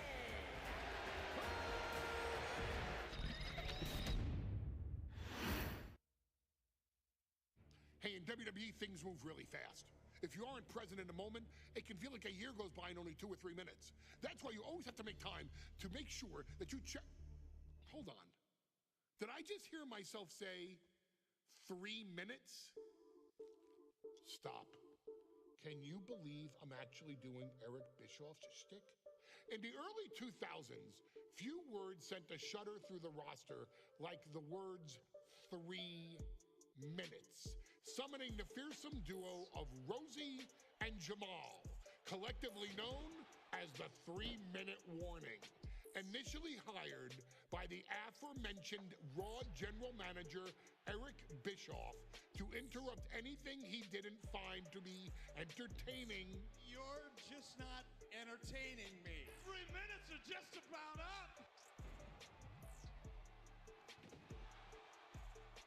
The two instantly made their mark in WWE with their complete and total decimation of anyone that was targeted.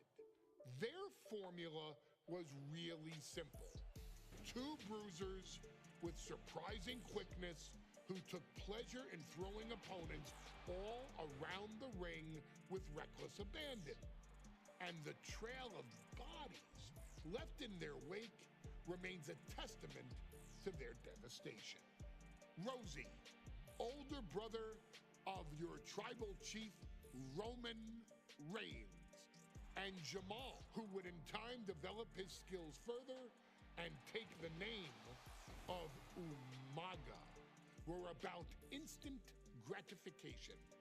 They treated matches like a race, seeing how much damage they could fit into the shortest time possible. The 3-minute warning with my brother and my cousin, it was just one of the coolest gimmicks of all time to me. It was catchy, you know what I mean? Like, you kind of knew what was happening. And I feel like we all remember when the 3-minute warning hit for the first time. You know, the whole Den TV area just lit up. Every match was a train wreck, as the two would use their size to overwhelm most opponents, coupling that with incredible tag team maneuvers to increase the carnage to its maximum levels. That approach, maximizing damage while minimizing time, was a 3-minute warning signature. The team itself saw its run in WWE last for a little over a year, but in that time managed to make such an impression with the WWE Universe that it still resonates today. They are proof of the impact anyone can make if they capitalize on their opportunities, as 3-minute warning did every single time. It was a short-lived gimmick, but it was a really cool gimmick, and I just think it shows the versatility of, hey, if you need us to go out there and tell you a Broadway story, I'll cover 2 hours if you like. But if you need us to come out in 3 minutes to make an impact, we can do that too. But you gotta be really good to be thrown in there with the very, very best in the industry. I'm getting all pumped and proud, you know, for my brother and my cousin right now, just thinking about it. Here in the WWE 2K25 showcase, we have selected another team that embodies the same mindset in Akam and Razor, the AOP. Similar to Jamal and Rosie, these two look to inflict the most pain in the most efficient manner. Like 3-minute warning, AOP happily dispatches when summoned.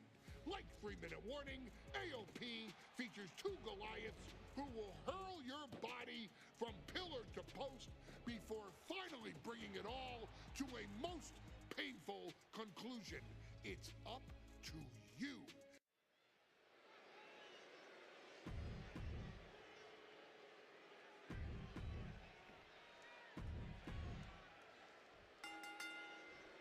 Here we go with AOP and 3-minute warning.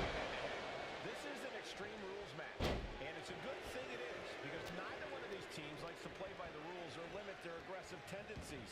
Well, there's nothing on the minds of these men except dealing as much damage to one another as possible. Both 3-minute warning and the AOP excel at brutalizing their opponents and inflicting massive amounts of pain. But only one of them can be the best at it.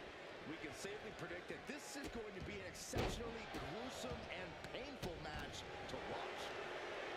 Just look at the size of all these superstars. The ring had to be reinforced before this match. Over 1,300 combined pounds colliding. These men are so big and so thick, it's a challenge to wrap your arms around them. It's really just best to find weapons and whack away. Yeah, and there's plenty of weapons to choose from tonight. Many would call the AOP and 3-minute warning equally brutal. How can one of these teams get the edge in this head-to-head? Shoulders down, cover. Kicked out. He really thought that was it. Down to Otis and a double axe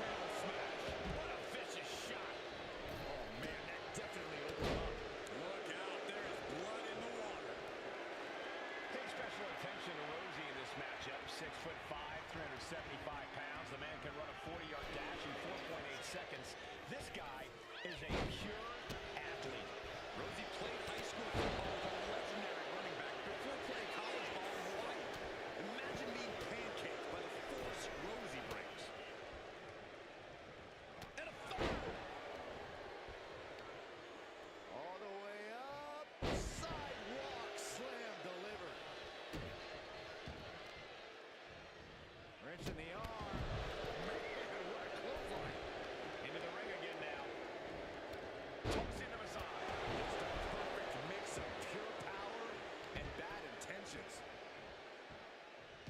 I like this aggression, just pure brutality. Come on, easy. Rosie and Jamal tell their victims that they will feel the 3-minute warning. What does that mean, Corey?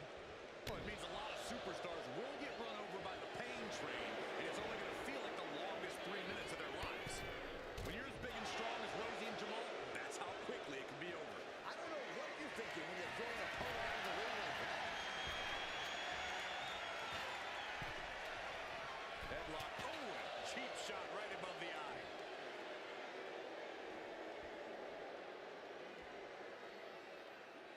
And the announce table's getting a makeover. That's not very fun sway. That definitely says more chaos to me.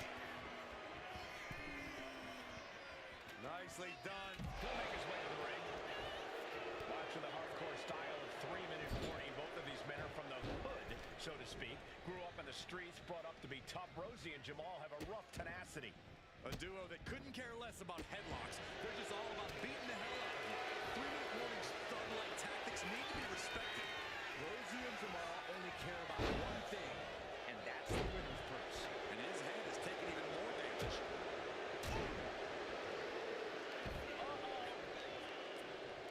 Rosie left an opening for the counter. The WWE Universe is pouring more fuel on his fire right now. Akam with a course correction. And Rosie and Jamal, Akam and Razor representing the biggest, most imposing teams WWE has ever seen.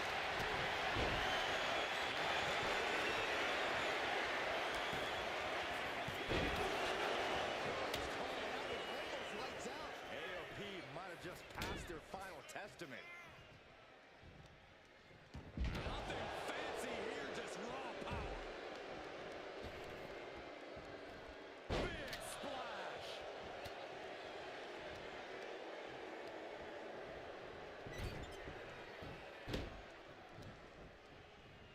Trying to wrestle free their opponent's arm, has the arm trapped.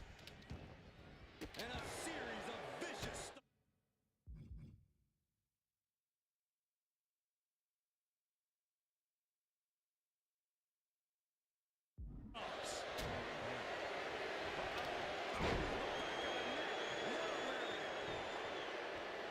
Wrench in the arm. Back into the ring now. Schoolboy from behind. His arm shot on the mat before one. What a kick out.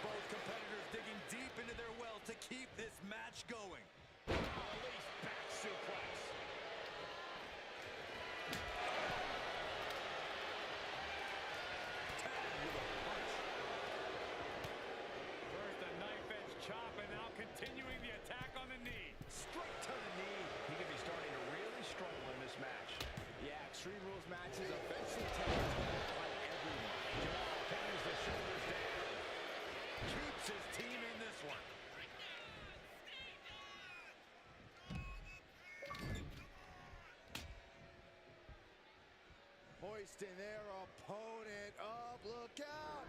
Snake eyes. Boom. Clothesline. Producing a trample. And the shoulders down. This might be it. He kicks out at 2. Somehow, someway, he is still in this. Big forearm. His own boys out. Lifting the hard way. From the top. Decides to leave the confines of the ring. Once again, heading up. As the fight continues inside, we may need to reload. Taking flight.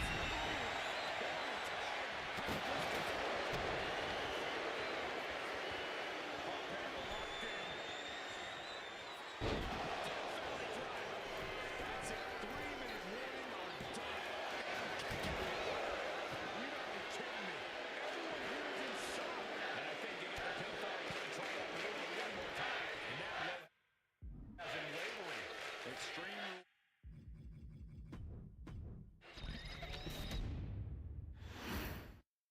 We got 3-minute warning and the authors of pain clashing tonight in what should be a harrowing Extreme Rules match. Considering the teams in it's no surprise that we have medical teams standing by backstage. Yeah, these are two of the most merciless and physical teams we've ever seen. Lasting bodily harm isn't just highly probable in this match, it's essentially guaranteed. Well, I, for one, can't wait to see what these teams do with the rules thrown out the window. They're free to be as creative as they want in their pursuit of absolutely annihilating one another.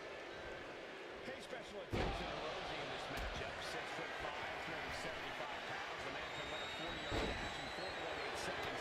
This guy is a pure athlete. He played high school football with a legendary running back before playing college ball in Hawaii. Imagine being pancaked by the force Rosie brings. Nothing fancy here. Instant victory.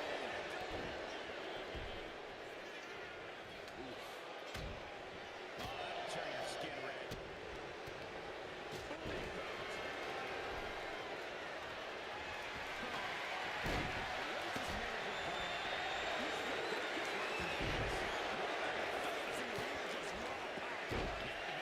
Physical condition to pull off a move with that much weight behind him. Man, Rosie and Jamal, Akam and Razor representing the biggest, most imposing teams WWE has ever seen. Both teams don't care what the motive is, don't care who the target is. Their goal always remains the same, and that is complete destruction of the opposition. We call them equal opportunity ass kickers. The first few rows should take a couple steps back because no one's got the shoulders down. Only a low count before the kick out. He couldn't make much of that pin attempt. That was more splatter than splash. Big splash! A little rope assistance, attacking the arm, getting the upper hand by taking away your opponents. Just look at the size of all these superstars. The ring had to be reinforced before this match. Over 13.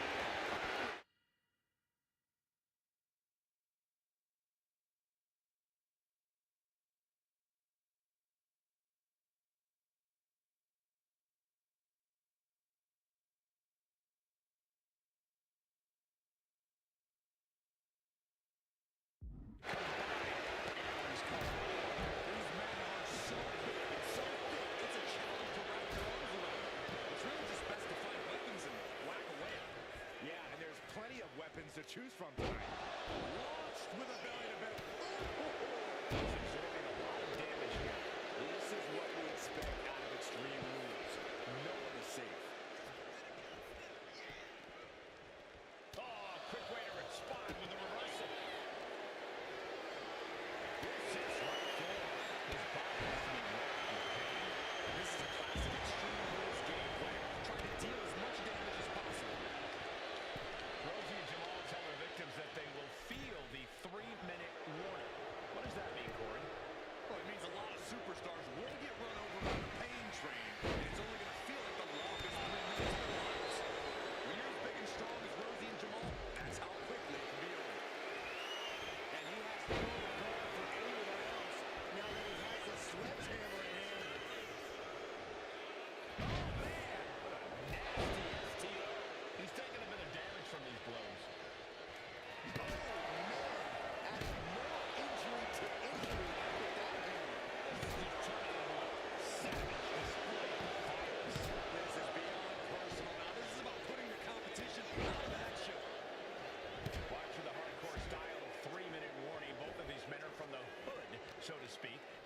streets brought up to be tough, Rosie and Jamal have a rough tenacity. A duo that couldn't care less about headlocks. They're just all about beating the hell out of them.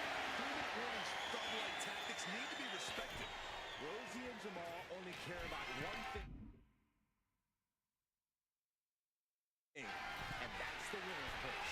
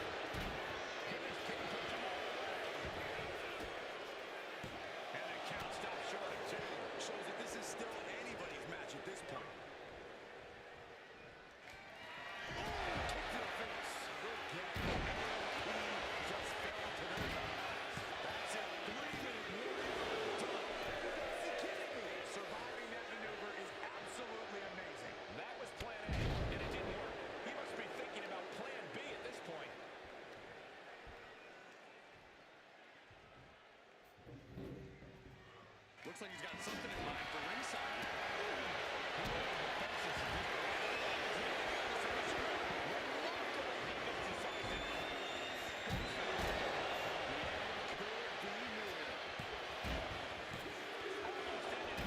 And you got to think he's just one final blow away from not kicking out next time. This is a whole new level of chaos and brutality. 3-minute warning in hand. We just keep upping the ante on each other.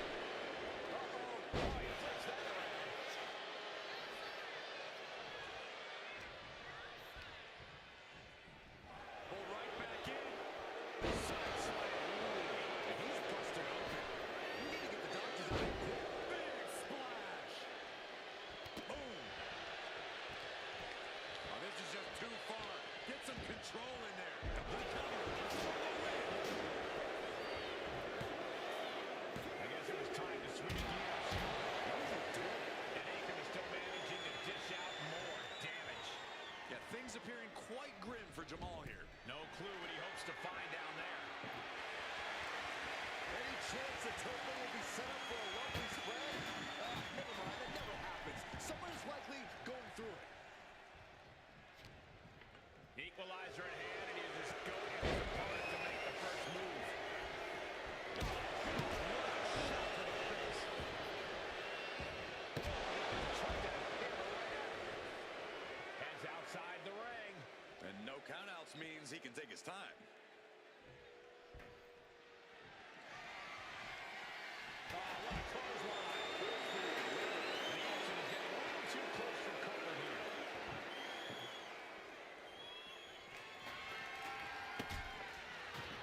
He goes back into the ring here. Absolutely no telling what's underneath the ring tonight. And it must be garbage day because out comes the king. Uppercut to the shoulder. 3-minute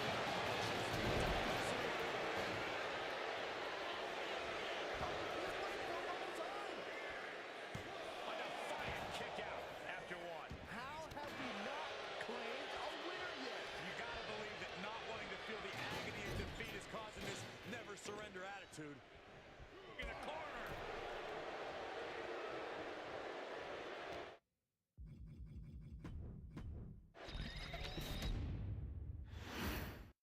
We got 3-minute warning, and the authors of pain clashing tonight in what should be a, Extreme Rules match. Considering the teams involved here, it comes as no surprise that we have medical teams standing by backstage. Yeah, these are two of the most merciless and physical teams we've ever seen. Lasting bodily harm isn't just highly probable in this match, it's essentially guaranteed. Oh, I, for one, can't wait to see what these teams do with the rules thrown out the window. They're free to be as creative as they want in their pursuit of absolutely annihilating one another. Down opponent and a double axe handle smash.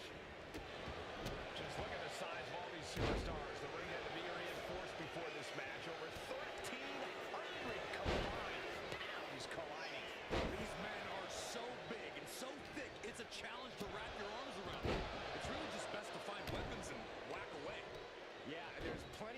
moves to choose from tonight. The sheer force of that landing was probably enough to fracture a few bones.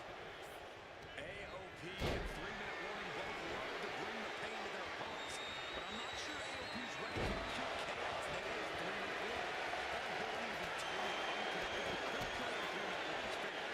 Interesting point, Corey. AOP likes to slowly grind their opponents into the dust. The 3-minute warning are always looking for a quick, dominant win. And Rosie and Jamal Aiken and Razor representing the biggest, most imposing teams WWE has ever seen. Both teams don't care what the motive is, don't care who the target is. Their goal always remains the same, and that is complete destruction of the opposition. We call them equal opportunity ass kickers. The first few rows should take a couple steps back because no one is safe when you're in the vicinity of these fields. He has to be in a world of hurt here. Extreme Rules takes an intense toll on the body. The longer this match goes, the worse it gets. High to the top. What's he at? First up top. Pay special attention to Rosie in this matchup. 6'5", 375 pounds. The man can run a 40-yard dash in 4.8 seconds. This guy is a pure athlete. Rosie played high school football with a legendary running back before playing college ball in Hawaii. Imagine being pancaked by the force Rosie brings. Right to the face. My God. He's headed out to the ringside area. Right to the throat. Brought back into the ring from the floor now. Clothesline. And now headed to the outside. Oh, look, right into the post. Caught the majority of that on the face, and now Rosie is bleeding. I got up to the gut. Watching the hardcore style of 3-minute warning. Both of these men are from the village, so to speak. Grown in the streets, born to be tough. Rosie and Jamal have a rough tenacity. A duo that couldn't care less about headlocks. They're just all about beating the hell out of you. 3-minute warning's thug-like tactics need to be respected. Rosie and Jamal only care about one thing, and that's the winner's part. Letting his opponent out of the pin. Yeah, gotta wonder what he's thinking. Taking this fight back into the ring. Tossing them aside.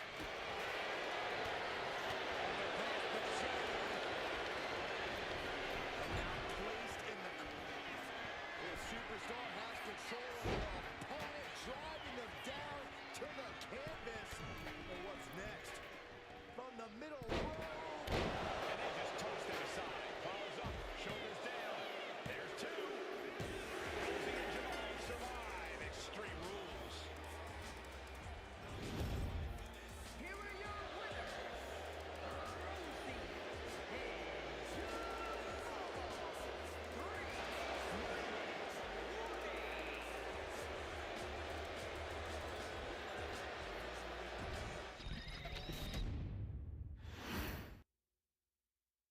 We've come to the part of the showcase where we get to talk about Tamina.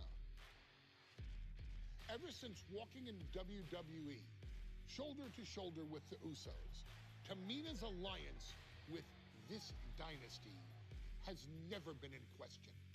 I remember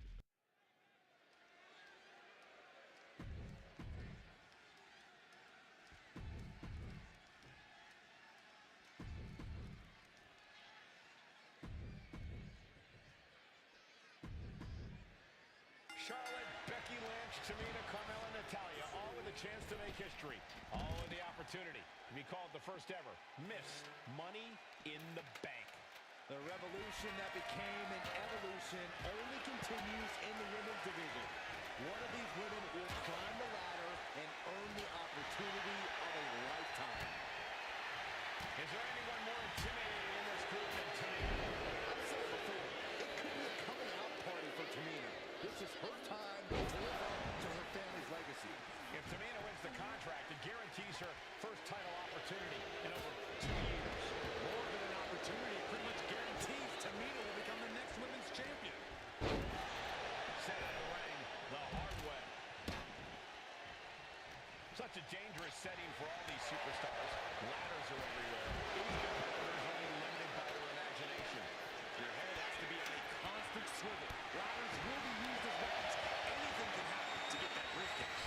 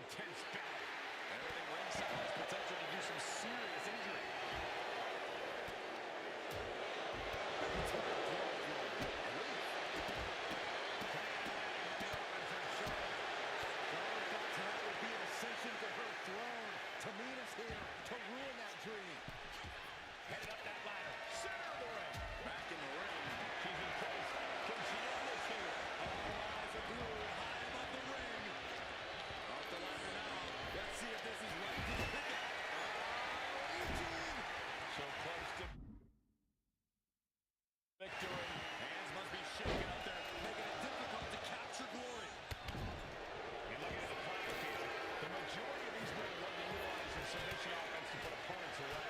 Tapping someone out won't win this match, but these women should not shy away from using the biggest weapons in their arsenal. You say she was going to rip arms off tonight. You can't exactly climb a ladder with no arms.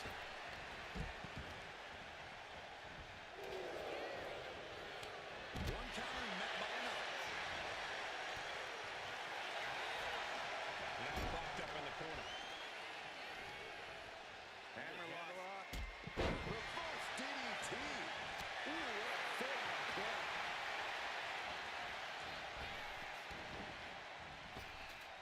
Oh, Becky connects. The contract that can change lives hanging above the ring. Only one battling opportunity in our sport. 15 of the 17 superstars will successfully capped in the Money in the Bank contract. A surprise cashing has only failed once, and the unfair cashing was already 2 weeks in advance. You are almost certain to become the next SmackDown Women's Champion if you grab the contract tonight. Into the steel steps. That's going to be a tide turn. And a penalty no good here. Climbing up, but is there enough time to go for the win? She's grabbing at the platform. It's just a matter of time now. Another win for Hammer on top of the ladder.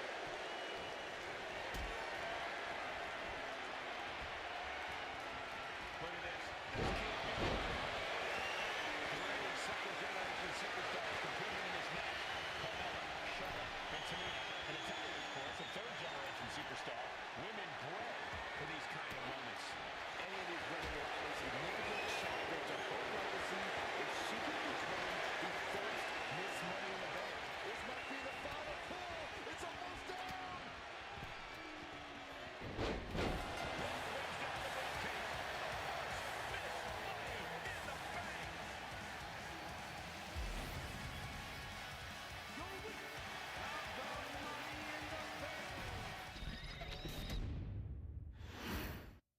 This new generation of female superstars are providing yet another milestone moment here. Tamina, Charlotte, Carmella, Natalya, and Becky Lynch at their climb the ladder and retrieve the briefcase. Become the first